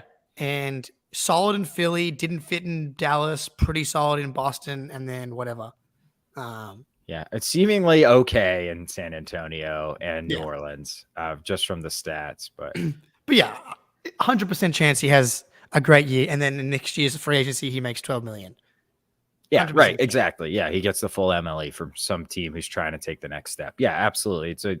I understand why he did it. I'm just surprised he couldn't find the MLE somewhere. Yeah. Like Greeny asking, I'd love to ask Brad if they kick the tires at this price. 100% they did. Yeah, but he's like, why would I go to Boston and play 15 minutes when I can Max. play 35? Yeah, maybe 15 Max. minutes. Yeah. Yeah. Like yeah. Best case scenario, you're the 7th man. Yep. Right? Yeah, behind seven? two guys who play 35. It's not like Yeah. they're the stars who Yeah. are, taking rest and playing 28, 29 minutes a night. Like they play all the games and they play a lot of minutes every game. So I get the it. thing. It just sucks. Yeah. Damn it. I know. That's all right. That's all right. But yeah, Tatum, I was saying before, like, yeah, you haven't gotten to your what does Tatum need to improve on in the offseason stuff article, I don't believe yet, right? I have not. No. I put those on pause because Of all the other stuff. Yeah, the KP trade happened, and I was just like, well, I'm not going to write about a dude who might not be on the team next year. So I'm going to wait for the roster to settle down and then finish them. There's a lot of offseason left, man. So yeah, hang on. I'll do it. Just going to mute for 1 second. All right, Jake. So, I mean, I absolutely think Tatum, it's in there, man. Like when he does like the mindset to like really pick apart a defense with his passing, that's when he has those games where he's up 7-8 assists. He just doesn't do it consistently. I think part of that's he doesn't have an elite pick and roll partner to play with, but with Porzingis, he's gonna.